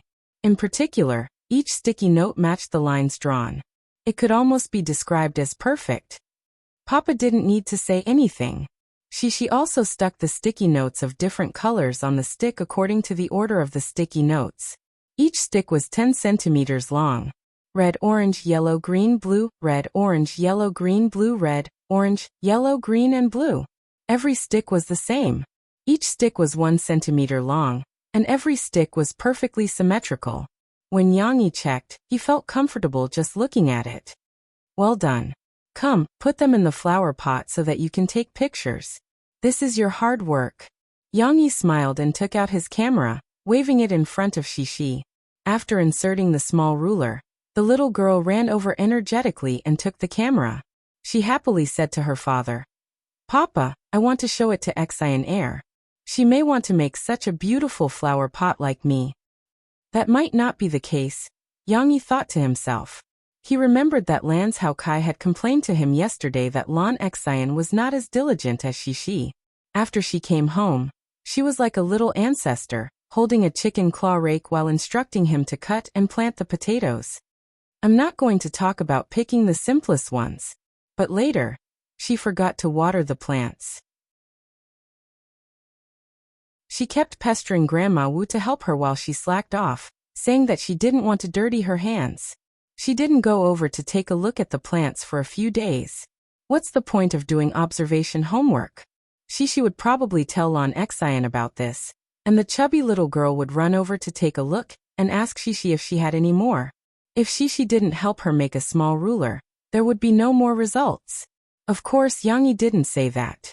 He smiled and said, Okay, you can teach Xian Air how to make it, but don't help her slack off. You must let her make her own small flag and small ruler. Guozian excitedly came back from outside with a box in her arms. Just as she passed by the living room, she was stopped by her mother. Yin Yin, what are you holding in your hand? Tan Huizhen didn't care if Guozian went out to play on weekends, as long as she didn't go too crazy and came home on time. But now, Tan Huizhen saw her go into her room as soon as she came in. She couldn't help but frown and ask suspiciously, Oh, this? Guozian stopped in her tracks and didn't try to hide it.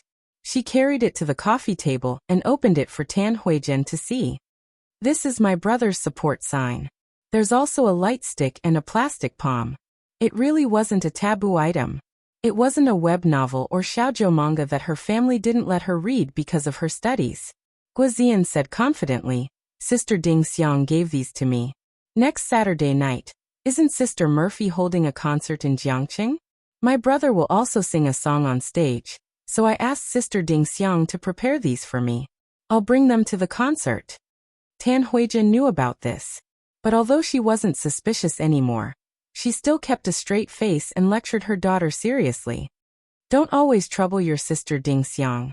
She's your brother's assistant, not yours.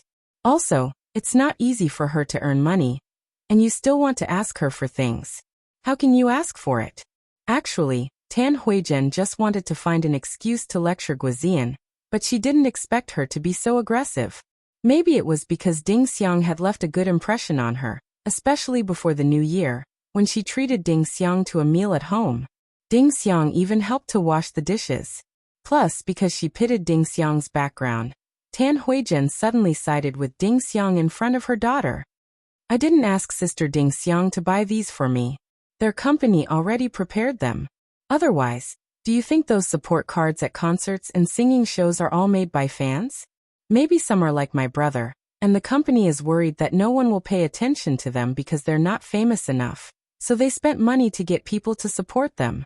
I just asked Sister Ding Xiang to buy some for me, and I'll support my brother for free, Guozian said with a smile, and conveniently slandered Guozi. But as she spoke, Guozian rolled her eyes and suggested, Mom, do you have any plans for next Saturday night? Tan Huijian frowned slightly and asked, What do you want to do?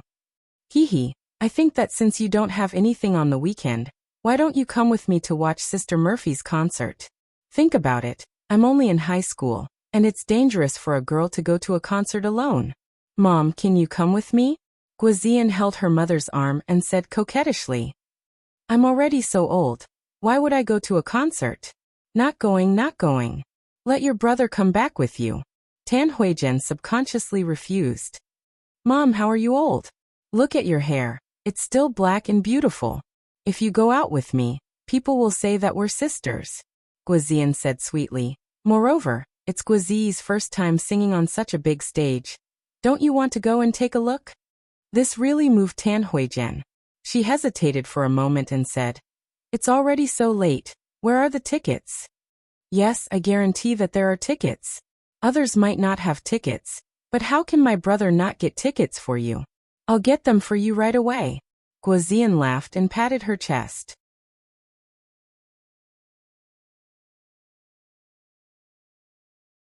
Chapter 10:17. Yang Yi had the habit of displaying some of Xishi's small works on micro-broadcasting from time to time. As soon as the little girl completed the beautification of her planting assignment, Yang Yi picked 2 photos without Xishi's face and posted them online. Just like before, many netizens expressed their complaints. Why don't you post Xishi's beautiful appearance? I haven't seen a beautiful girl in a long time. Father-in-law, you've changed. Our Xishi is amazing. She can even play tricks on the farm. However, it was worth mentioning that in addition to these daily complaints and praises, there were also some sarcastic comments under Yang Yi's micro-broadcasting. Hee, you're already a billionaire, and you still want to farm? Who are you trying to show off your bitterness and sweetness? Can't you show some social responsibility? Such a rich person, but he doesn't do anything serious under micro-broadcasting. Can't he spread some positive energy? Do you want to uphold justice for social injustice? Since you're already a rich person, there's no need for you to stay in the entertainment industry, right? Look at you, you don't do anything serious every day. Quit the entertainment industry and leave the opportunity to others. This was a typical extreme hatred of the rich. After all, not everyone in this society could have a normal mentality, especially on the internet. Keyboard warriors would hide behind the internet and actively show their presence. Sometimes these sour grapes would be magnified. However, there was no need to pay attention to it. Yang Yi's wealth was suddenly exposed and he became the richest star in the entertainment industry. Naturally, some people couldn't stand it. Of course, these comments only caused some dissatisfied counterattacks from Yang Yi's fans. Yang Yi himself was indifferent. Ever since he was called father-in-law, he almost never looked at the comments. After 3 phone calls, Chao Yaoli and He Yimin received an advance notice on Sunday. They had to gather at Jiangnan TV station on Tuesday to participate in the recording of the first episode of the program. The two of them were very lucky to be arranged to be in the same episode. Chao Yaoli and He Yimin were so excited that they almost screamed. He Yimin read the message and read out some key requirements. You have to pay for your own travel and accommodation expenses. The TV station will arrange a dinner for the public judges. You have to go to the Jiangqing TV station's fan building on Tuesday before 5 p.m. with your ID card to get your number tag, ticket, meal voucher. These should be mainly for the public judges from other places, right? Chao Yaoli said with some surprise. We live in Jiangqing, so we don't need much money for transportation or hotels. However, why would people from other places come all the way to Jiangqing without any subsidies just to watch a show? Yimin laughed. I think so. There are still a lot of rich people in this world. In order to see celebrities up close, they will do anything. They quickly replied to the message to confirm that they could be there. They were afraid that they would be disqualified if they were too slow. Murphy was going to go all out next week. As Murphy was a person who either did nothing or did her best, she would not allow herself to perform badly on stage. Therefore, this weekend, Murphy was also busy preparing for the show. Every day, she would go to the company early to practice singing. Yang Yi could also bring the 2 children to the company. After all, it was his territory, so he could do whatever he wanted. In the past, Yang Yi had done this many times. When Murphy was recording her first album, he was at the company playing music with Murphy, while she stayed outside to help take care of her younger brother. However, it was different now. Tong Tong's ability to move was not what it used to be. He was full of energy, unlike before, when he could only stay in one place obediently. If there was nothing to play with and no parents to accompany him, she would not be able to handle it. Of course, the weather was good these days. The spring sun was bright and beautiful, so playing outdoors might be a good choice. However, Yang Yi considered that he had been in the limelight recently. All the reporters in the entertainment industry seemed to be searching for him. They wanted to get some news that could attract the attention of the audience. Therefore, it was better for him not to bring the children out for the time being. It was not safe. Since they were playing at home, Yang Yi racked his brains to think of something that could be fun for the 2 children. It would be best if Shi and Tong Tong could participate in it enthusiastically. Otherwise, like yesterday, when Shi was engrossed in making flags and measuring sticks, Tong Tong could only watch from the side. He always felt that he was being neglected by his sister. Fortunately, Yang Yi had many novel ideas in his mind.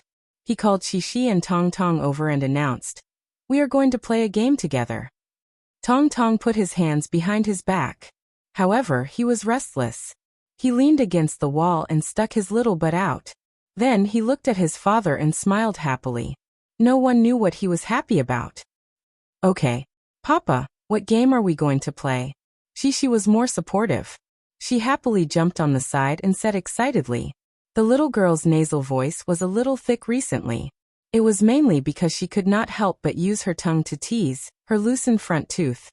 "Our game is called Passing Through the Infrared Protective Array." Yang Yi gave the game he thought of an image but not very domineering name. However, Shi and Tong Tong did not understand. The 2 little guys could only look at their father in surprise. Wow, so mysterious. Yang Yi said with assurance, "From movies and TV shows we can see that most of the time, treasures are hidden in places with many traps. If we want to get the treasures, we have to pass through these traps. One of the traps uses infrared rays to set up an area that is difficult to pass through. As long as your body comes into contact with the infrared rays, it will trigger the alarm." Of course, Tong Tong and Shi did not understand what their father was talking about. Fortunately, their father quickly showed them the game with real objects. In fact, he was setting up the game room.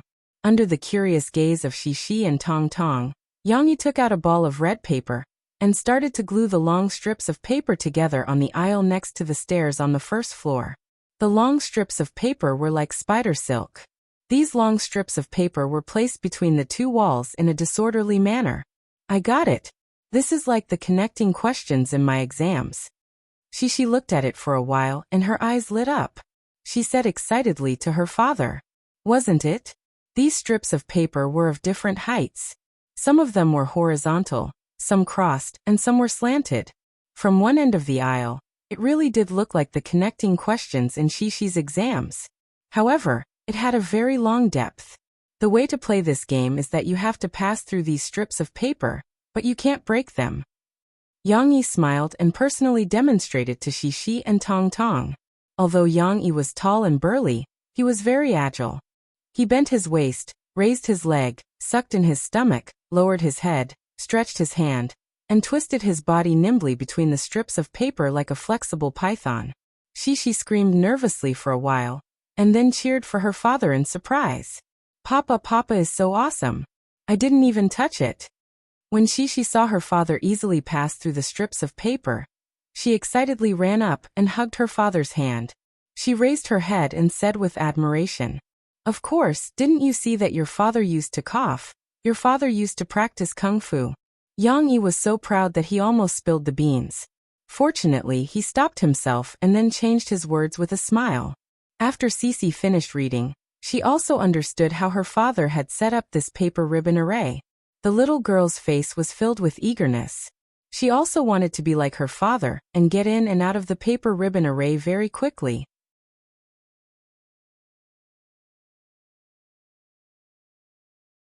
Chapter 10:18. After Yang Yi finished his explanation, he saw that Shishi was eager to try. He smiled and raised his right hand, saying, "Okay, who wants to be the first to try?" "Me." Shishi was very excited. She raised her small arm high and kept moving forward, as if she was worried that her brother would steal the first place from her. However, Tong Tong did not have such thoughts. He was still thinking about life. Perhaps the red maze set up by his father confused him a little, or perhaps he was just trying hard to understand his father and sister's intentions, and wanted to know what they were playing at. Since Shishi was so enthusiastic, Yang Yi happily called out names and let Shishi be the first to try the infrared maze. "Sister, you go first. Brother, you go later. But remember, don't touch the paper towels. If you break them, you will fail. You will have to leave and start from the beginning again."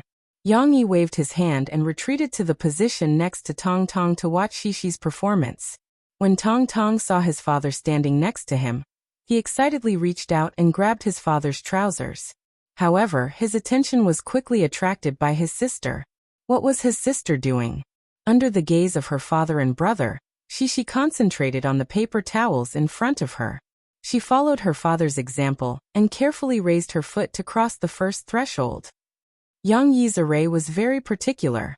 The distance between the first two towels was relatively large, which was easy to pass and also made it more convenient for Cece and the others to explore. However, the further they went, the smaller the distance between the two towels, and the more difficult it would be. The problems that the challengers would have to face gradually increased.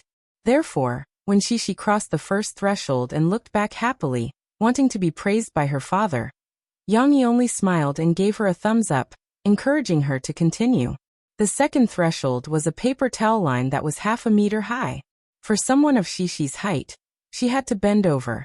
So Shishi squatted down and crawled over. "Oh, this is fun." Tong Tong looked at his sister crawling around, and his big round eyes shone with longing. Shishi didn't manage to complete the challenge. When Shishi encountered the 5th paper towel, she sidestepped it. She didn't expect that she would be so tall that her 2 braids scraped across the paper towel belt, breaking the already fragile paper towel belt. Aya! Shishi felt it herself. The paper towel broke and fell in front of her eyes. She cried out in frustration. This was considered a failure.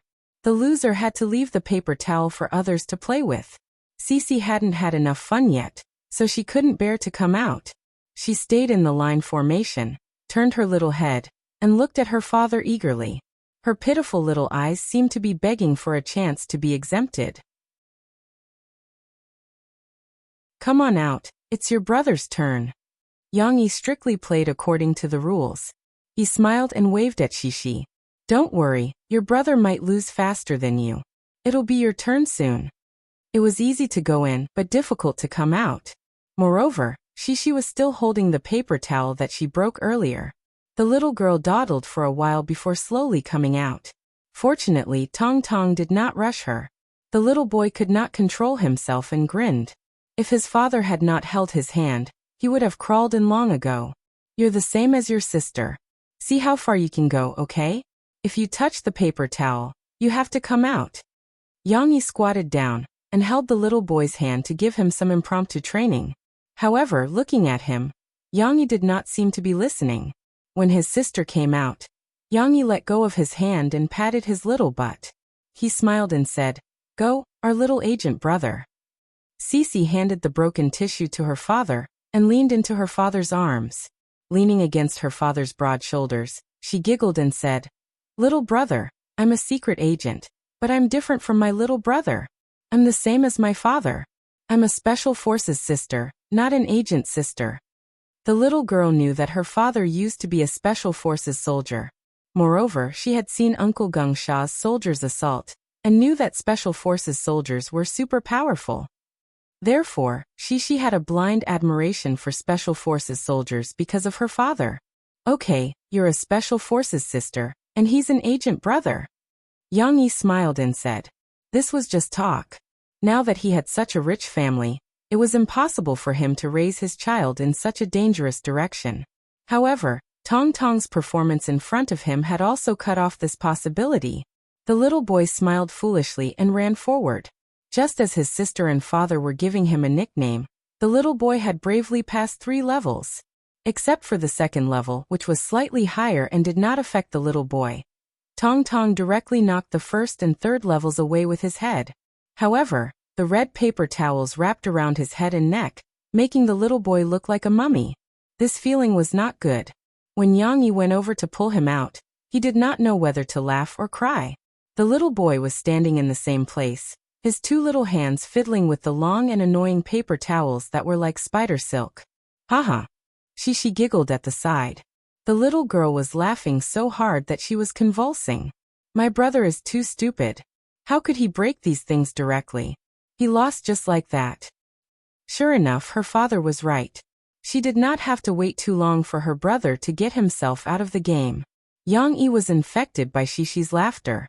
He also laughed as he helped Tong Tong remove the paper towels that he could not get rid of. He casually put them aside and then explained to him. You can't touch these obstacles. You have to avoid them, right? After being tangled in the paper towels once, Tong Tong knew that they were annoying. He turned to look at his father, and watched as his father talked to him seriously. Of course, he still did not understand what his father was saying. However, the little boy understood the key words don't, should, and right. Therefore, when Tong Tong saw his father explain while pulling a new paper towel over and asking his sister to show him how to get through it, he roughly understood how to play the game. Tong Tong looked at his father, and said in a childish voice as he pointed at the line. Shishi thought that Tong Tong wanted to be first, so she quickly raised her voice and said anxiously to her father. I was here first. It's my turn. Wait a minute. Dad has to fix it. Look, you and your sister have broken these obstacles. Yang Yi smiled and took a new paper towel to fix it. After he was done, he waved his hand and said, Sister will go first. Little brother, you have to observe and learn from your sister. Watch how she plays. Little Tianyuan was held in his father's arms, and he could only watch helplessly as his sister entered the infrared array, with a joyful laugh. After watching for a while, he could not help but struggle a little in his father's arms. Papa, I want to play.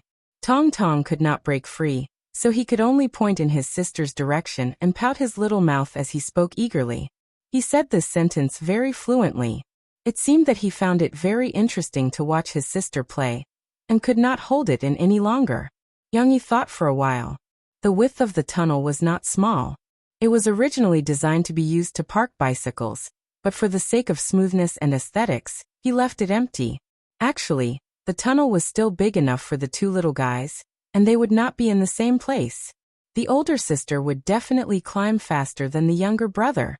If the two children played together, it would be more interesting to compete with each other. Therefore, Yang Yi pulled Tong Tong, who was jumping around anxiously, and said with a smile, "Dad can let you play, but you can't touch these paper towels." Yang Yi picked up a piece of paper towel that had been torn by Tong Tong, pulled it in front of him, and broke it with his head to demonstrate. Then he waved his hand and said, "You can't. Do you understand?" Tong Tong could still understand his father's meaning. He blinked his big round eyes, nodded, and muttered softly, "I want to play. I can't." "Okay." Yang Yi smiled, let go of the little guy's hand, and pointed to the line to let him pass. At the same time, Yang Yi reminded Shishi in a loud voice, "Shishi, you have to pass the level quickly. Your brother is coming." Shishi was still passing the level slowly. In order not to make any mistakes, she was like a little turtle, moving very slowly. At this moment, hearing her father's words, Shishi turned her head and saw her brother grinning. He ran to the first line and lifted his legs shakily. In order not to fall, the little guy even bent down. Tong Tong learned from his sister, and he did it very well. "Oh, Papa, why did you let my brother come in? I haven't lost yet." "He can't be so fast," Sisi shouted, unwilling to comply. However, her nervousness forced her to only stomp her feet and chuckle as she continued to explore forward with all her might. "Let's see if your brother is faster, or you are faster. Sister, you have to work harder." Yang Yi deliberately teased Shishi. "No, I'm faster." Shishi did not turn her head, but her clear voice came back. The sound of the family's happy laughter echoed in the stairwell. However, Yang Yi did not know that he had caused an unexpected result by letting the two children go in together.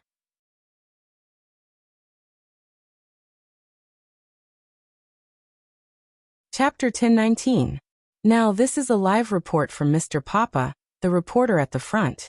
Sister Special Forces has taken advantage of her early departure, and is leading by a wide margin. However, our little special agent brother is not willing to be left behind and is trying his best to catch up. Originally, Yang Yi was just watching from the back with a smile, but when he was bored and casually used the tone of a sports commentator to describe the situation on the scene, he found it interesting, so he couldn't help but start to play. At this moment, Yang Yi had already walked to the stairs, and was leaning against the railing. He looked down at Shishi and Tong Tong's little heads and explained with a smile, "Okay, our little Special Forces sister has encountered a small problem. She has encountered an advanced checkpoint with 2 infrared rays in front of her. How is she going to face this challenge? It seems like this checkpoint can only be passed slowly from the middle, but it's very troublesome because if you stick your little butt up, you might break the infrared ray." Shishi was originally frowning and thinking of a solution, but when she heard her father's words, she couldn't help but raise her little head and look at her father with a smile. Yang Yi turned to look at Tong Tong and exclaimed softly as if he had discovered a new continent, "Oh, little Special Forces sister, you really can't let your guard down. We can see that little secret agent brother is already rushing over to this place at a very fast speed." Yang Yi wasn't exaggerating on purpose. Tong Tong's performance really surprised Yang Yi. Just now, when he didn't pay attention to him, the little guy actually found the way by himself. Just like before, he directly crawled on the ground. As long as he didn't raise his head too high and didn't deliberately crawl to the corners, he wouldn't touch the paper ribbons. When Yang Yi saw this, he couldn't help but open his mouth. He secretly blamed himself in his heart. "I was careless. Why did they stick so high up? Why did they leave such a big hole at the bottom?" Tong Tong's little brain is quite flexible. When he saw that this was feasible and wouldn't touch those annoying paper ribbons, he grinned happily and crawled forward with all his might. When it comes to crawling, I, Yang Xiaosu, am not afraid of anyone. No, in just a few seconds, Tong Tong had almost caught up with Shishi. When Shishi heard her father's voice, she turned her head and noticed the situation. As soon as she saw it, she pouted her little mouth in dissatisfaction and complained to her father, "Papa, little brother is cheating. He can't crawl on the ground." "It's not that it's impossible. It's just that there's a loophole in Dad's design. It's possible to use the rules reasonably." Yang Yi pondered for a moment and replied, "You can also crawl over. Later, Papa will stick the paper tape lower so that Momo can't crawl over in the future. At least this round is possible. You have to learn from your brother and use your wisdom to face difficulties." Hey he. Tong Tong crawled to his sister's side. He didn't forget to raise his head and smile at his sister before he continued to crawl forward energetically. "I want to climb too. I can climb faster than my little brother." Shishi's desire to win was aroused. The little girl pouted her little mouth and angrily crawled up from the ground. "Okay, the little Special Forces sister has adopted the same strategy as your little brother. Can she surpass your little brother in crawling? Be careful not to raise your head too high. Otherwise you'll touch the paper tape." Yang Yi smiled as he explained and gave pointers. This game of crossing the infrared array became the Special Forces training of crawling over barbed wire. However, Shishi's speed was still faster. After all, she was the older sister. Soon she gained a little lead. However, in front of the next obstacle, Shishi found that she couldn't crawl over. This was because the paper tape at the bottom of the obstacle was in a diagonal position. The paper tape near Shishi happened to block half of the space, so Tong Tong could easily crawl over. Seeing that her little brother was about to crawl over, Shishi anxiously reached out and pulled Tong Tong's shoulder. "Don't fight. Friendship comes first." Yang Yi saw this scene and hurriedly reminded Shishi. "I can't go over." Shishi turned her little head and looked at her father in distress. "It's not difficult. Stand up carefully. With your advantage of long legs, you'll be able to cross over." Yang Yi smiled as he reminded Shishi. "Sometimes there's more than one shortcut. You have to be flexible and choose the one that suits you best." Cece was suddenly enlightened. She got up and looked at the two paper ribbons that only reached up to her butt. She stood on her tiptoes and lifted her slender calf. Then she jumped over them easily. For a girl who often danced, had a slender figure, flexibility, and good jumping ability, this wasn't a big obstacle. After this obstacle, she could continue crawling. Shishi finally made use of her advantage of being bigger and faster than Tong Tong. She giggled and was about to overtake Tong Tong and climb to the front. However, when his sister grabbed his shoulder, it gave Tong Tong a bad example. Tong Tong was trying his best to crawl. When he saw that his sister was about to overtake him, he anxiously reached out to grab her. Just in time, Tong Tong's chubby little hand landed on Shishi's mouth with a smack. "Aya." Shishi frowned. She closed her eyes and covered her mouth with her two little hands. She couldn't help but groan. She didn't care if she touched the paper tapes. She crawled up from the ground and buried her head between her knees. Her expression was unreadable. This scene happened too suddenly. Yang Yi was looking down from above, so he couldn't see clearly. He thought that Tong Tong had poked Shishi in the eye. He jumped down the stairs in a panic and jumped to Shishi's side. He didn't care if his burly body crushed a large number of paper tapes. "Shishi, how are you feeling? Did you get poked in the eye or somewhere else? Let Daddy have a look." Yang Yi was so anxious that he didn't have time to scold Tong Tong. He quickly squatted down and gently patted Shishi's shoulder as he asked softly, "Woo-woo." Shishi covered her mouth. Although she was frowning, she was still calm for the time being. Perhaps she herself was a little confused. She raised her head and looked at her father pitifully with her big watery eyes. Unfortunately, she was covering her mouth, so Yang Yi couldn't hear what she was saying. "Where did my brother's hand poke you? Does it hurt?" Yang Yi reached out and gently hugged the little girl, who looked a little helpless and on the verge of tears, in his arms and asked with heartache. Tong Tong didn't play this time. He seemed to feel that the atmosphere was not right. Although Daddy didn't scold him, all the turbulence seemed to be caused by the slap he had put on his sister's mouth. The little boy realized that something was wrong. He slowly got up from the ground, hesitantly approached Daddy, and carefully lay on Daddy's back. "Daddy, don't scold me. I'm also a poor little boy." However, Yang Yi didn't have time to pay attention to Tong Tong at this time. He was looking at Shishi nervously. When he saw that Shishi's eyes were fine, her nose and face were white and tender, and there was no obvious red stain, he felt a little relieved. However, before he could breathe a sigh of relief, he saw Shishi frowning and coughing. She spat out a small tooth with a little bit of blood at the end of it. Seeing this scene, Yang Yi was stunned for a moment, while Cece, who was originally calm, was suddenly frightened by the bloody teeth. With a cry, she closed her eyes and cried in her father's arms.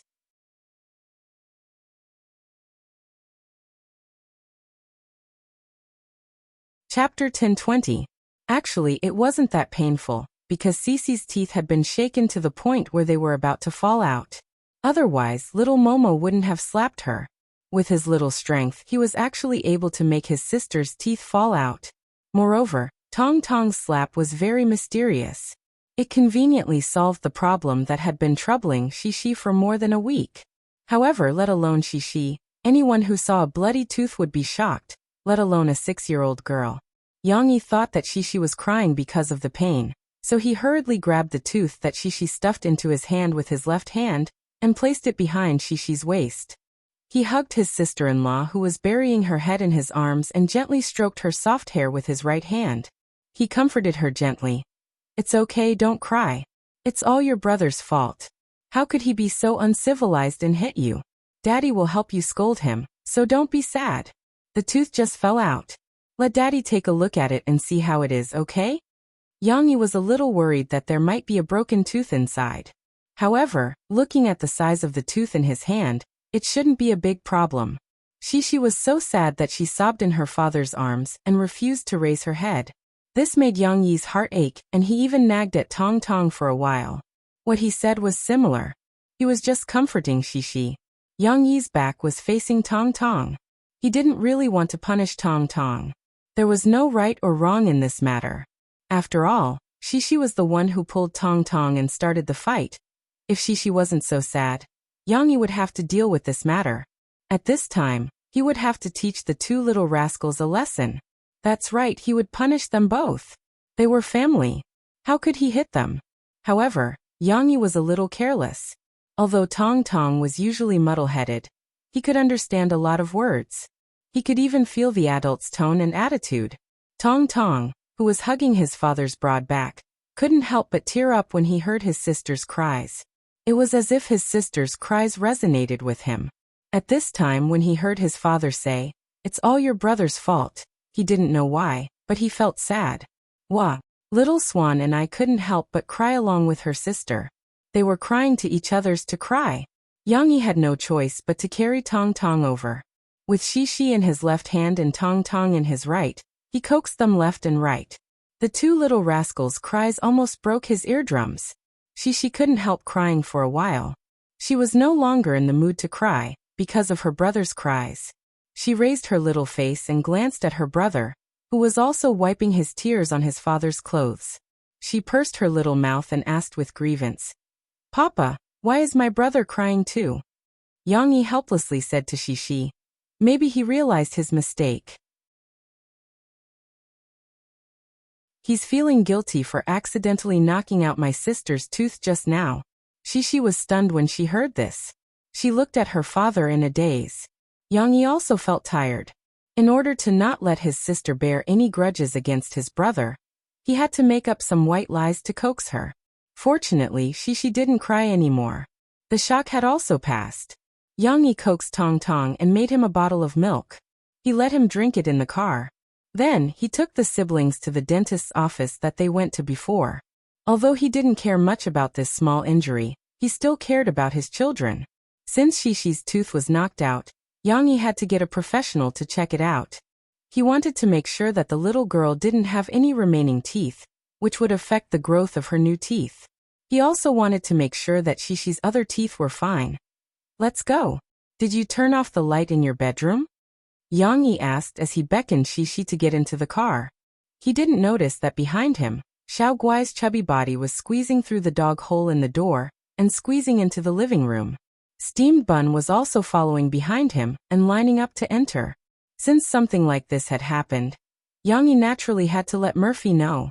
She heard that Shishi's tooth was about to fall out because Tong Tong accidentally knocked it out. Although Yang Yi told her that it wasn't a big problem, Murphy was busy practicing her song, so how could she relax? She hurriedly packed up and asked the company's driver to take her back. The company wasn't far from home. After all, Yang Yi had chosen Tingshan as the location. When Murphy arrived at the dentist's office, Shishi had just been checked. Yang Yi was holding Tong Tong in his left hand, and holding Shishi in his right hand as he walked out of the dentist's office through the glass doors. "How is it? Is Shishi okay?" Murphy asked Yang Yi anxiously as she squatted down and held Shishi's little hand. Her heart ached as she said, "Let mommy see where little brother hit." "Mom." When Tong Tong saw his mother, he immediately released his hands from his father's neck and reached out his little hands for his mother to carry him. Yang Yi smiled and said, "They didn't hit her. They were in the middle of a competition and were pulling and pulling each other. I was about to tell them not to touch each other when little brother accidentally hit his sister's mouth. Coincidentally, Shishi's tooth was loose, so it fell out." Murphy asked Shishi to open her mouth to check and asked the little girl, "Does it hurt?" Shishi looked at her mother, shook her head and said softly, "It doesn't hurt anymore." Murphy was finally relieved. She stood up and carried Tong Tong, who was about to throw a tantrum. When Tong Tong returned to the arms of his mom, who loved him the most, his eyes were red and he was about to cry. He pursed his lips as if to say, "Mom, you don't know what I went through today." Okay. Murphy and Yang Yi looked at each other and comforted the little guy. How could she not know Tong Tong's current state of mind? Yang Yi then held Shishi's little hand and walked side by side with Murphy, who was carrying Tong Tong to his car. Murphy was in the nanny van, so naturally the driver drove back. "Actually, I don't think it's a bad thing," Yang Yi said to Murphy with a smile. He deliberately used a relaxed tone to liven up the atmosphere. Otherwise, Shishi was still immersed in the panic of losing her tooth. The tooth fell out suddenly, so Shishi didn't react in time. That's why she didn't feel much pain. She felt pain. Shishi felt that her father's words were not right. She pouted and refuted. "When little brother hit me, it was very painful. It's still a little painful now. But it's better than it hanging there. When the time comes, you'll have to take it off yourself, right?" Yang Yi said with a smile. "You have to take it off slowly. It'll be painful, but it'll take a long time. We all say that it's better to have a short pain than a long pain. That's the truth. It'll be better if it hurts all of a sudden. How comfortable it is." "That's right. It'll be more painful to pull out your own tooth, and it'll be very torturous. You haven't eaten for several days. When you go back tonight, you have to eat well. You don't have to worry about hurting your tooth." Murphy also said with a smile. "I think Dad is right. You've profited from a disaster." Shishi tilted her head and thought carefully. It seemed to be the case. The little girl realized that she finally didn't have to be bothered by this small moving incisor. Okay. When Shishi got into the car, she finally smiled sweetly and said to her father, "Then Papa, I want to eat something delicious today. What are you going to make for me?" "It doesn't matter. Let's go eat a big meal now. At this time we won't be able to go home to cook. Let's go eat soup dumplings that you haven't eaten in a long time, okay? There's a very rich and sweet soup and delicious dumpling fillings," Yang Yi suggested. "Hey, that's good. I've been to Shanghai a few times recently, but I haven't eaten soup dumplings." Murphy also clapped her hands and said with a smile, Okay. I want to eat soup dumplings." Shishi nodded happily and beamed at her parents. Shishi, who was in a good mood, didn't seem to realize that there was something wrong with her.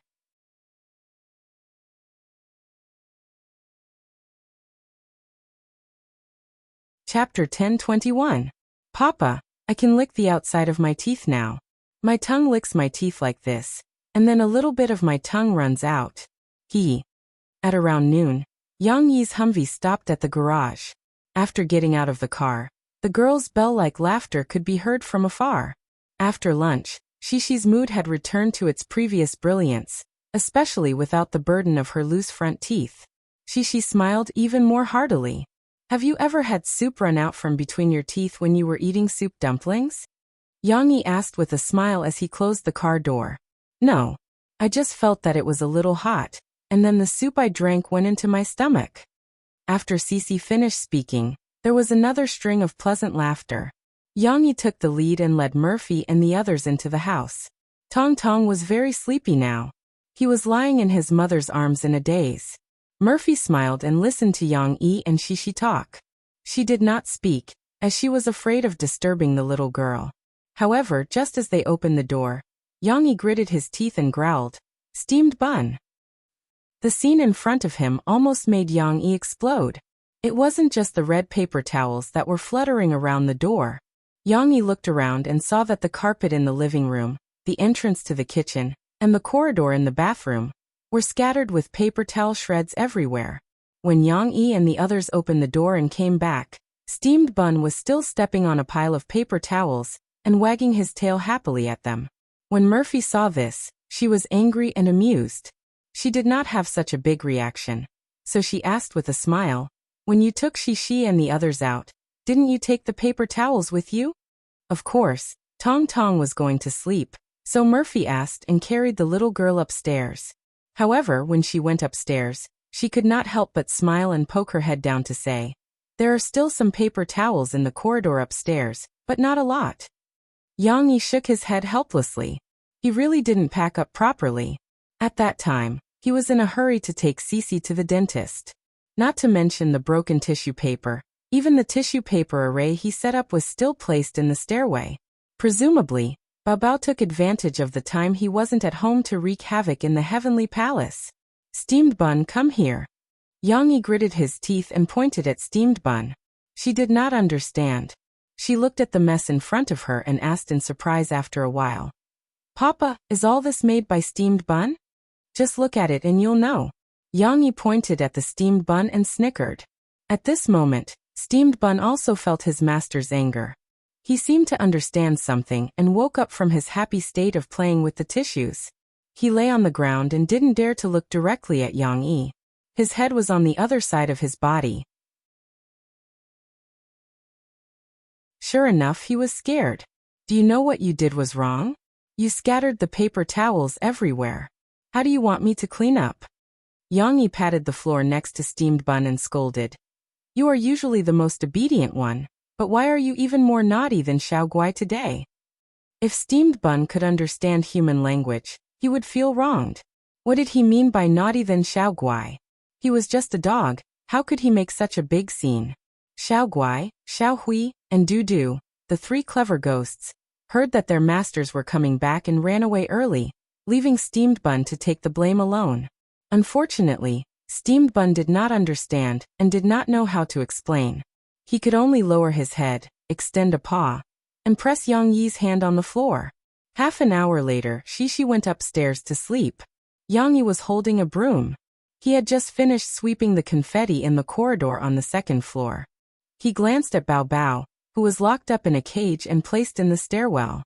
He said in both anger and amusement, "Continue to reflect there. Come out when you know what you did was wrong." He really had to teach this little guy a lesson. Otherwise, he would tear the paper towels today, and tomorrow he would tear the tiles off the roof. In the afternoon, Yang Yi took Shishi to the mall and picked her favorite diary. From next week onwards, Shishi would start learning how to write a diary. However, it seemed that writing a diary was a very difficult and annoying thing for other children. But for Cece, who had a lot of new things and a lot of things to say every day, it was an interesting thing that she was willing to try. Pick one thing that you think is the most interesting and write it down. When you look back at it in the future, you will find it very interesting. It will be like you are telling a story to yourself. That was what her father said. Of course, Shishi also liked to write a diary. This was just transferring some of the content that she had originally written in the daily observation to her favorite diary. This way, it would be more interesting. Therefore, when she came back, Shishi couldn't wait to run to her desk in the living room. She opened her diary and smiled happily, preparing to write today's diary. Although it was a little early, Shishi felt that there were a lot of things that had happened today, and there was already a lot of material to choose from. Just like when she was writing the daily observation, Shishi wrote the date, Sunday, and the weather at the beginning. Then, she pondered for a moment and started writing. "Today, I played with my father and brother. I was very happy. I was much faster than my brother. Little brother Shualai hit me and knocked out my teeth. I'm so scared." My father said not to be angry with my brother. He wouldn't play with me. It was okay if my teeth were knocked out. It wasn't very bad. My father said that if he were to knock his teeth out, he would be very bad. It was my brother who told me not to be bad. As Cece wrote on her own, she couldn't help but smile with her eyebrows slightly curved. Do you want to have sex with your brother? All right, don't be angry with your brother. He's still so young. He doesn't even know how to speak yet. My brother even cried. My father said that my brother was also bad. In fact, Cece's diary today was filled with this incident. After all, this incident had left a deep impression on her. After a while, the little girl happily ran to show her father the first diary of her life. When Yang Yi received it, he was a little surprised. He could actually read a child's diary. Yang Yi wanted to say, Shishi, the diary is your privacy. You should keep it for yourself. However, when he saw the little girl's expectant gaze, which was waiting for her father to praise her, Yang Yi swallowed his words and began to read it seriously. He praised and commented seriously. You wrote very well. It's your first time writing a diary, but you can actually write so many words. However, your brother isn't crying because he's sad. You can change the words you use a little. Change it to guilt. Let's go. Daddy will check this word for you. See what it means and how to write it. There weren't many opportunities to read a child's diary. The little girl didn't have many personal secrets yet. Yang Yi had to cherish it. She only realized that there was something wrong with the missing teeth after she took a shower at night. After Murphy finished bathing the little girl, she took a hairdryer in the bedroom to dry the little girl's wet and thick hair. The little girl took the crystal hairband that her mother had placed on the dressing table and happily gestured in front of her head. It was as if she would look good wearing it. However, at this moment she, who hadn't looked in the mirror today, was intoxicated by her beautiful appearance in the mirror. She couldn't help but giggle. Hence,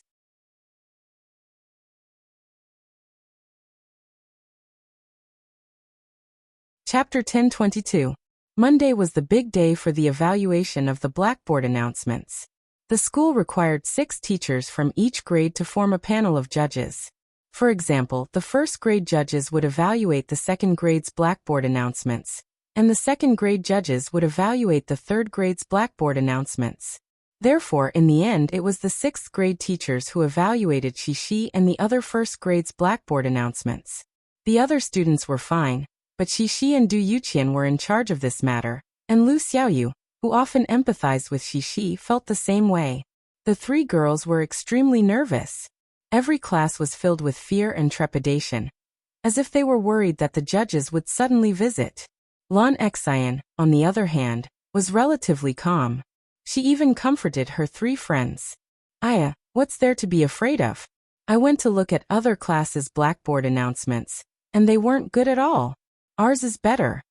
Hearing Lan Xian's words, Shishi heaved a sigh of relief.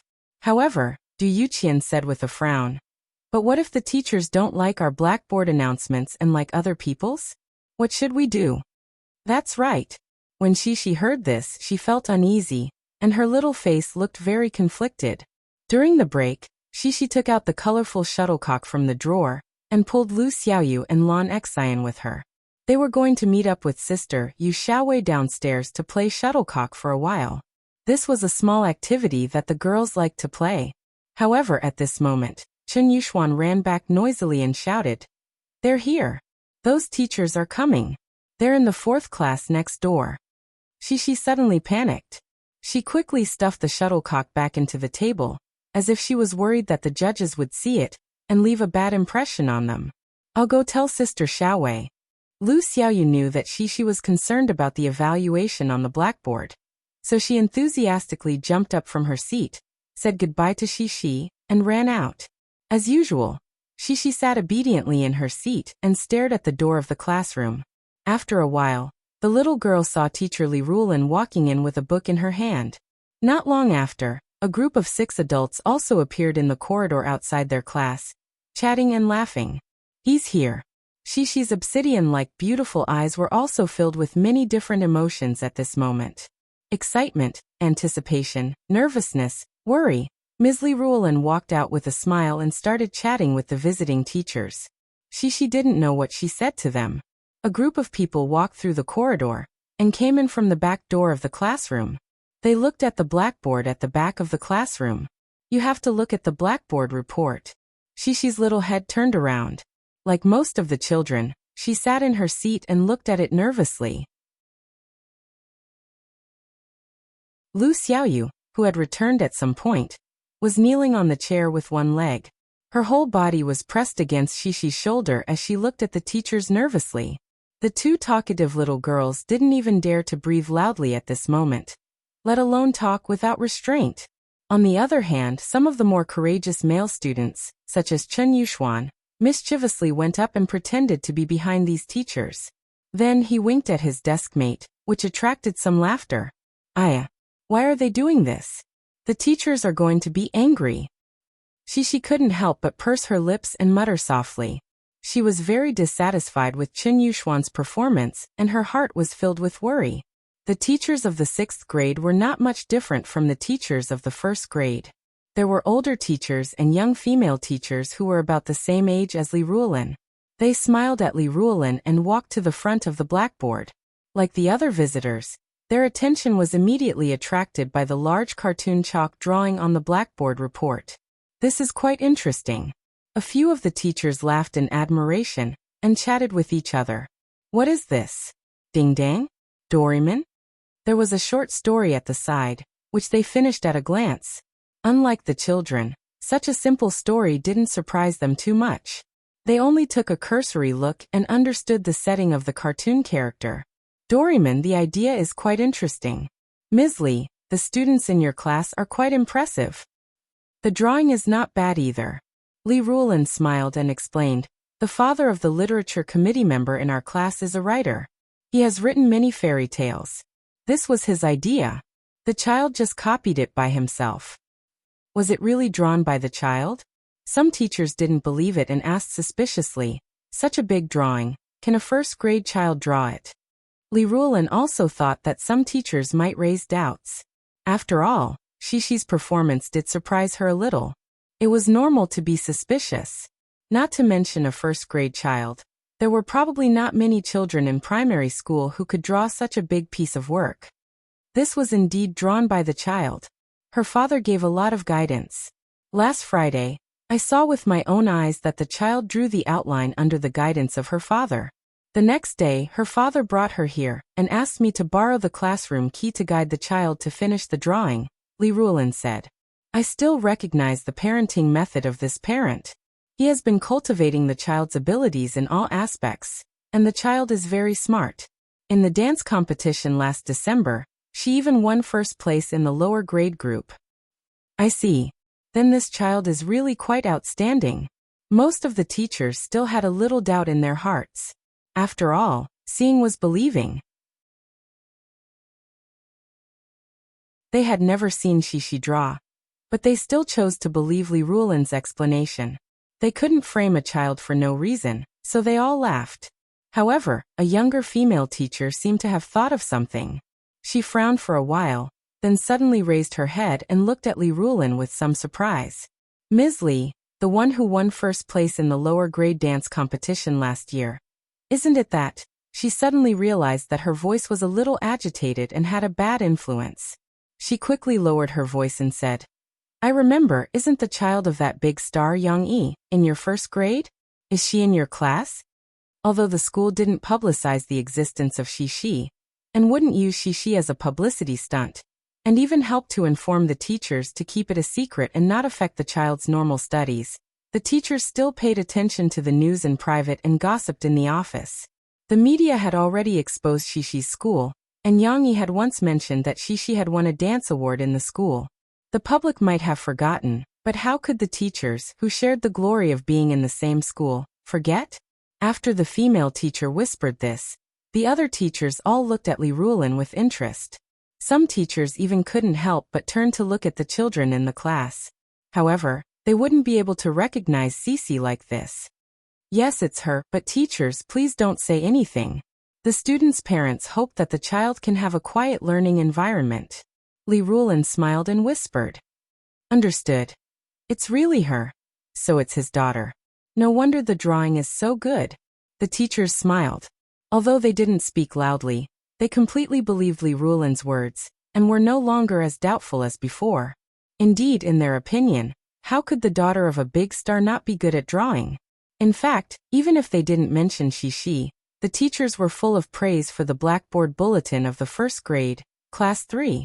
After a while, Li Ruolin called Shishi and Du Yuqian over.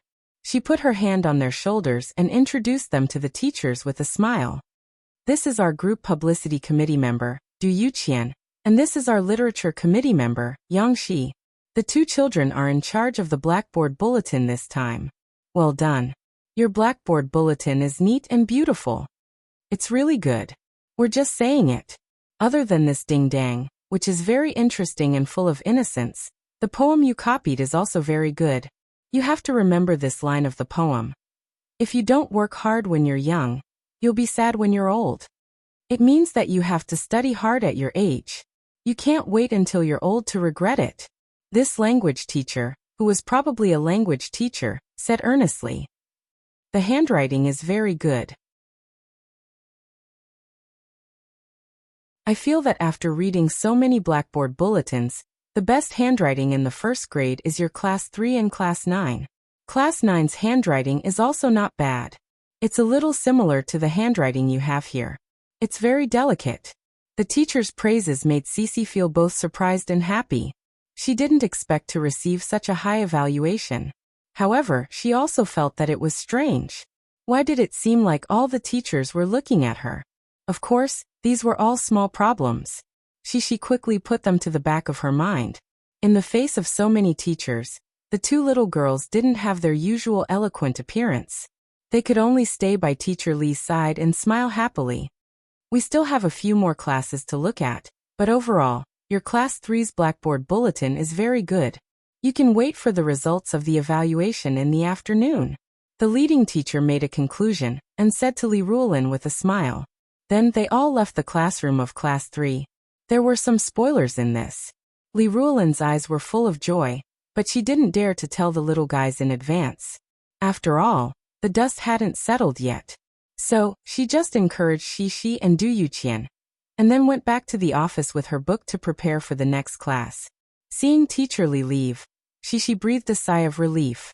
She ran back excitedly and hugged Lu Xiaoyu and Lan Xian. The teachers praised us. They also said that Nan Xiaoyu's handwriting is good. Hehe, that's great. Cece, who could finally smile without losing her elegance, didn't know that after those teachers left, they were still evaluating her as though they hadn't had enough of her. The child of a big star is really well raised. She's so cute, polite, and multi-talented. A teacher sighed with emotion. Someone immediately echoed. Isn't that so? I also want a daughter like her. Look at the way she smiled shyly just now. How beautiful. She didn't even show her teeth. She's elegant, shy, and cute. The organizing committee member next to her is also very cute. But when she smiles, her lips are a little upturned. She's not so good-looking. You don't say. I often watch Yang Yi's micro-broadcasting and see how he educates his children. I learned a lot.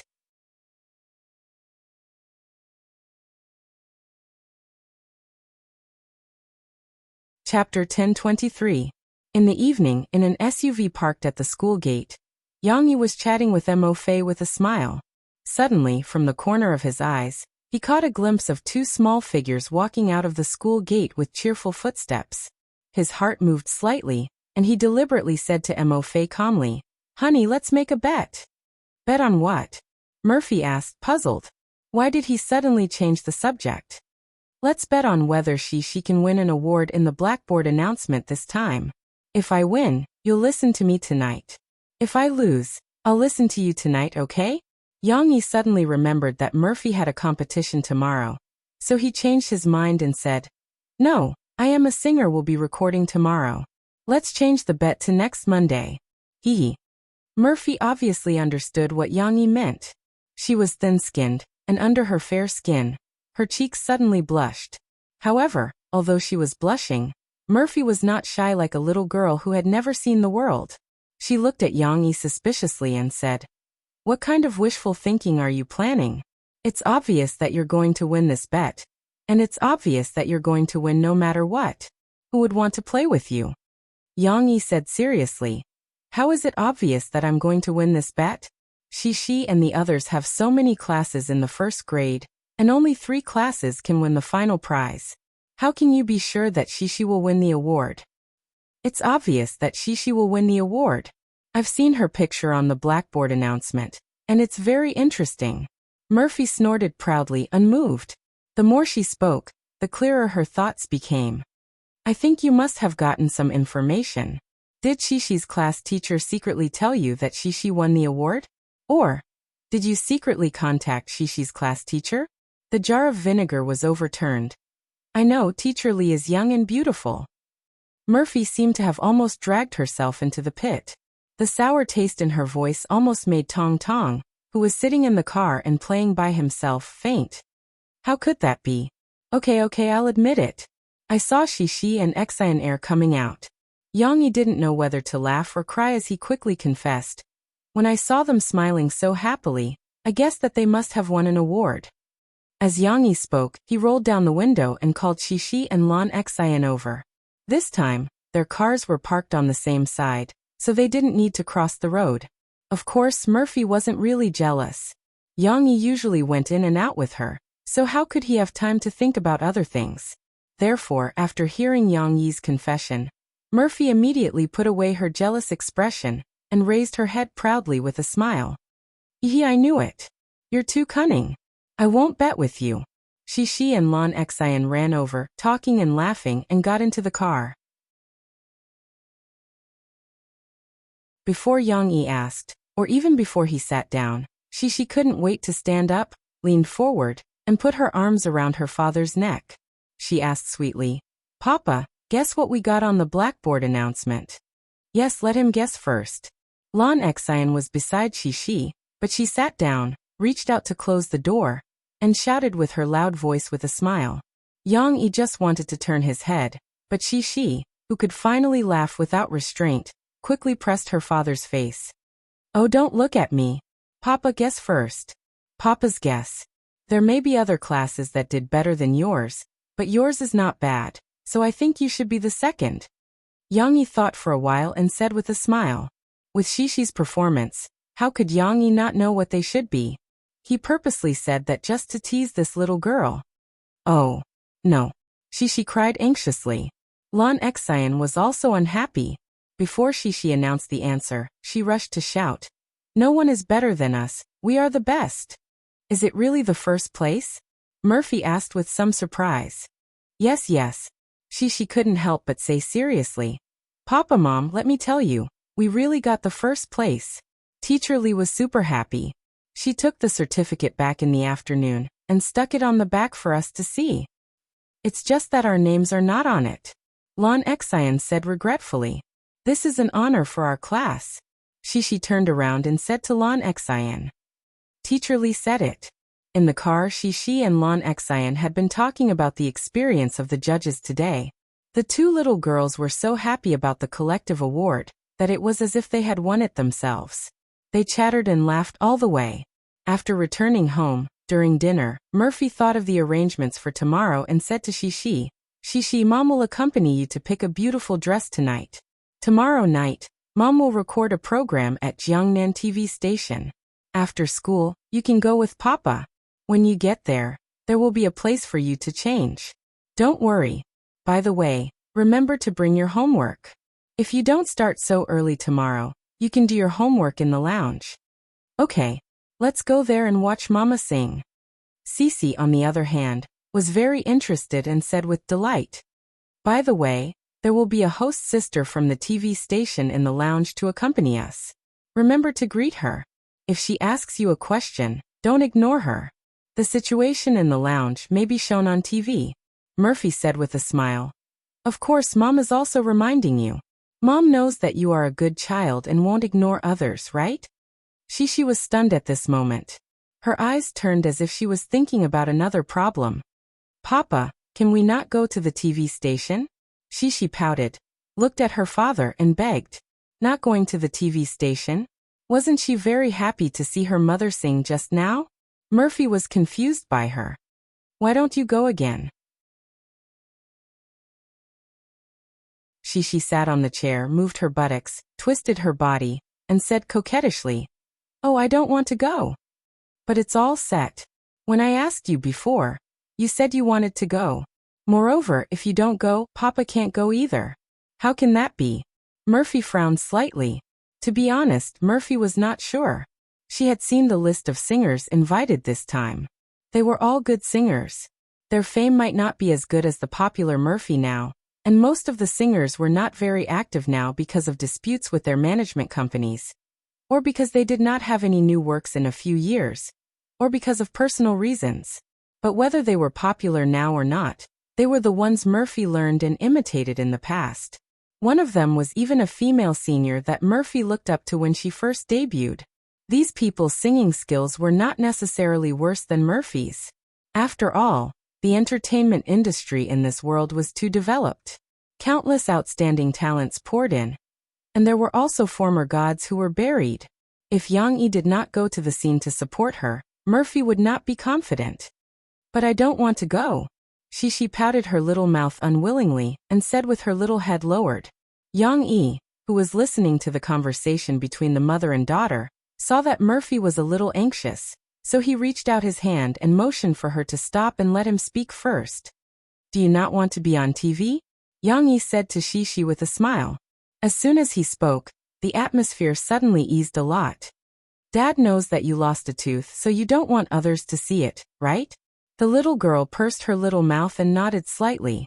She still did not look very happy. "Then we don't want to appear on TV. After I finish my meal, I'll call your Uncle Hong and ask him to make some adjustments. Our resting room is divided into two areas.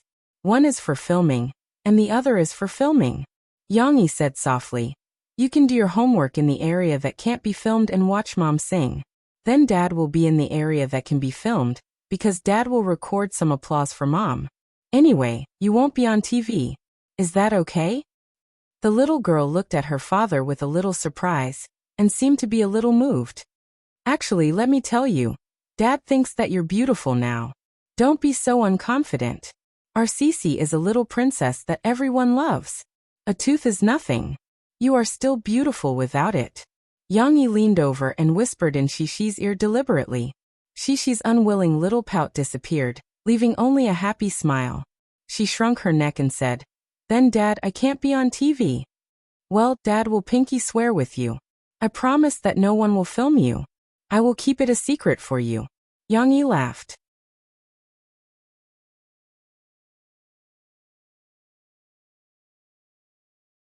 Chapter 1024. Tuesday finally arrived. Chao Yaoli and He Yimin rushed from Jiangqing Media University in Tingshan District to Binhai District early in the afternoon. Like the other public judges who had been notified to participate in the first episode of the show, they had dressed up meticulously before coming to the TV station. The two girls looked youthful and beautiful, with extraordinary temperament. Chao Yaoli and the girls arrived early. After queuing for a while, it was their turn to sign in, get their number tags, tickets and meal vouchers. After they came out, they looked at the long queue behind them, and couldn't help but click their tongues. He Yimin exclaimed, "So many people." "Isn't that so? 500 people, and we don't even know how many teams to sign in. How long is this going to take?" Chao Yaoli saw that there were many middle-aged people in the queue and complained about the arrangement of the program team. However, as if they had heard their words, when they went to the lounge to wait for their arrangements, they heard that the program team had sent more people to arrange the teams according to age groups. At 5 o'clock, a staff member informed them to go to the canteen of Jiangnan TV station for dinner with their meal vouchers. This was considered a small benefit for free labor. Chao Yaoli and He Yimin laughed, and complained about the way the program team did things. Of course they didn't care. After all, the two girls signed up to be public judges because they wanted to listen to the singers sing live. They could listen to songs for free and get close to the stars. What was the point of asking for so much? However, dinner was indeed an unexpected surprise. This was because although Jiangnan TV station's cafeteria was hired by the program team to make individual meals for the judges, China Star Production and Jiangnan TV station were very generous. They made it into a semi-buffet, with sumptuous dishes for the judges to choose from, and the taste was not bad. It's delicious. It's 100 times better than our school's canteen, He Yimin said excitedly to Chow Yali as she ate. Yeah, this is the first time I know that this kind of mechanical canteen is not worse than the small restaurants outside. This is so enjoyable, Chow Yali said enviously. I want to work at Jiangnan TV station after graduation. You don't want to stay in school? Didn't you say you wanted to continue studying? Yimin asked in surprise. No, I'm just saying. Chow Yali smiled and said, how can I be tempted by such delicious food? When I come to Jiangnan TV station, how can I be raised like a little pig? The two of them chatted and laughed as they ate. However, after a while, an intellectual woman who looked to be about 40 years old and wearing rimless glasses also sat beside them with a plate. Yimin glanced at him. He looked like a successful person, but he actually came to participate in the public evaluation.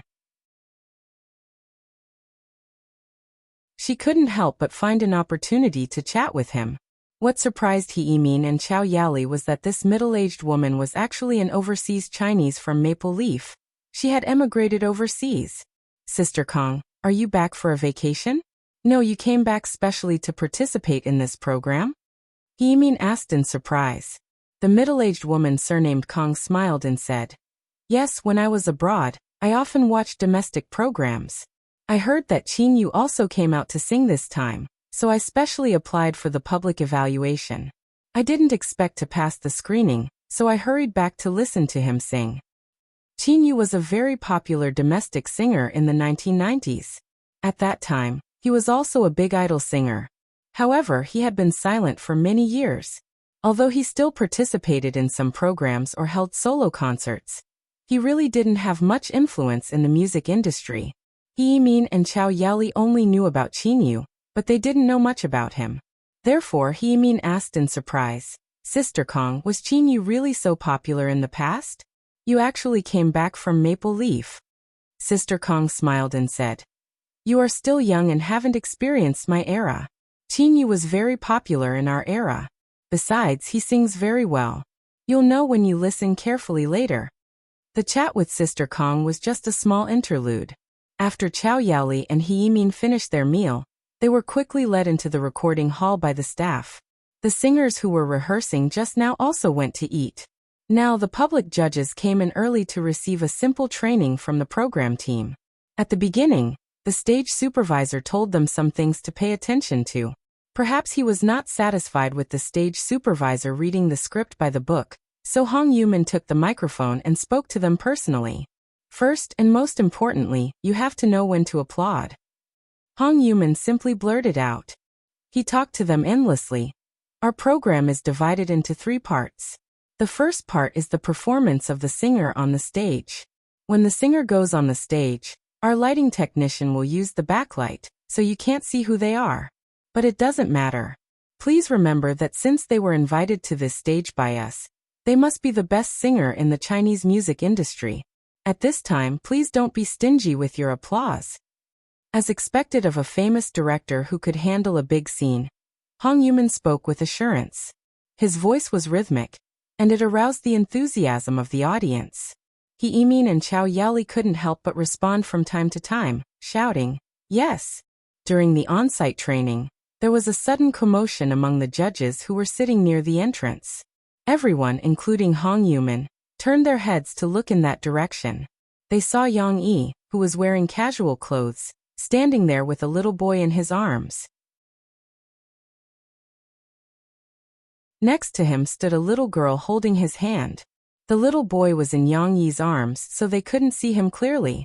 On the other hand, the little girl was surprised to see so many people there. Previously, when she came to play with her father, it was empty. She was blinking her beautiful big eyes and looking at the audience in amazement. Chow Yali and Yimin could see her clearly. Wow, it's Shishi. Yimin couldn't help but excitedly tug on Chow Yali's sleeve and whisper, Yang Yi and Murphy's eldest daughter, I can finally see her in person. I went to their coffee shop a few times before, but I didn't see her. I really like Shishi. She's so obedient and sensible. Chow Yali was slightly calmer. She only whispered to Heemin, "What are they doing here? Didn't they go to eat?" In fact, Yang Yi had just arrived. He brought Xiaowu to pick up Cici, who had just finished school. He hadn't called Mo Fei yet because he thought that Mo Fei was still rehearsing, so he came directly to the scene to find her. He didn't expect that the rehearsal would end so early, and his arrival was accidentally recognized by the audience next to him, which directly interfered with Hong Yuman's training class. Hong Yuman didn't mind. He even smiled and pulled Yang Yi over and said, "Since you're here, say a few words to the audience. You're the creator of the show." Yang Yi couldn't refuse such kindness, so he asked the staff he was familiar with to take care of Shishi and Tong Tong. Then he walked up to the stage with the microphone. "Actually, I don't have much to say. Director Hong has already said what needs to be said. I just eavesdropped a few times and Director Hong said it quite well." Yang Yi's words caused the audience to chuckle softly. "But since I'm here, I want to emphasize that this show is absolutely authentic. The process of voting, counting, and announcing will all be monitored by the comrades from Jiangqing's notary office. Moreover, we are also pursuing the ultimate enjoyment of music. Therefore, I hope that everyone will remember our live rules.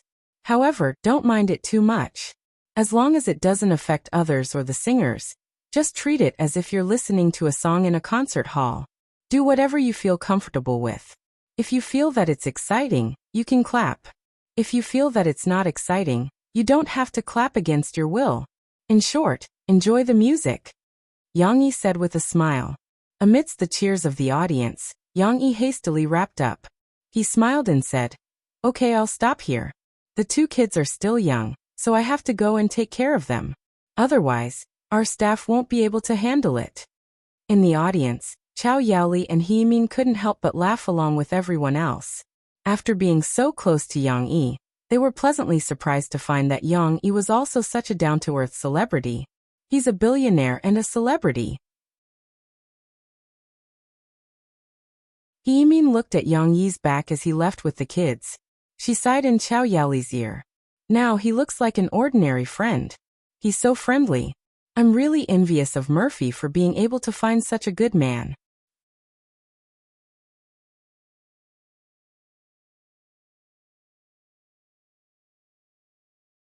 Chapter 1025. During the recording of the show, the celebrities' dinner was nothing special. They were so busy that they could only eat lunchboxes in the waiting room. Luckily, the lunchboxes provided by Jiangnan TV station tasted good. But even so, it was still not as good as Yang Yi's lunchboxes. That's right. Murphy had secretly prepared a special meal. In her lounge, the lunchboxes sent by the staff were put aside. Mo Fei and Cici were sitting around the coffee table, talking and laughing while eating the hot food happily. Yang Yi was drinking his soup and looking at them with a smile. Tong Tong had an early dinner. He was fed by his father at home before he came over. The little boy was full of energy and could not stay in the waiting room. He was exploring the unfamiliar environment and ran over to pull his sister's ponytail. "Aya, brother, don't pull my hair." Cici turned her head angrily. Just as she was about to teach him a lesson, the little fellow giggled and ran away with his short legs. Knock, knock, knock. At this time, someone knocked on the door of the waiting room. Yang Yi got up and opened the door. It was Jiangnan TV station's host, Xiaodong. He let her in and told the cameraman behind her, "Stop filming now. We are eating." The host, Xiaodong, was also a famous show host in Jiangnan TV station. She was assigned to be Murphy's manager.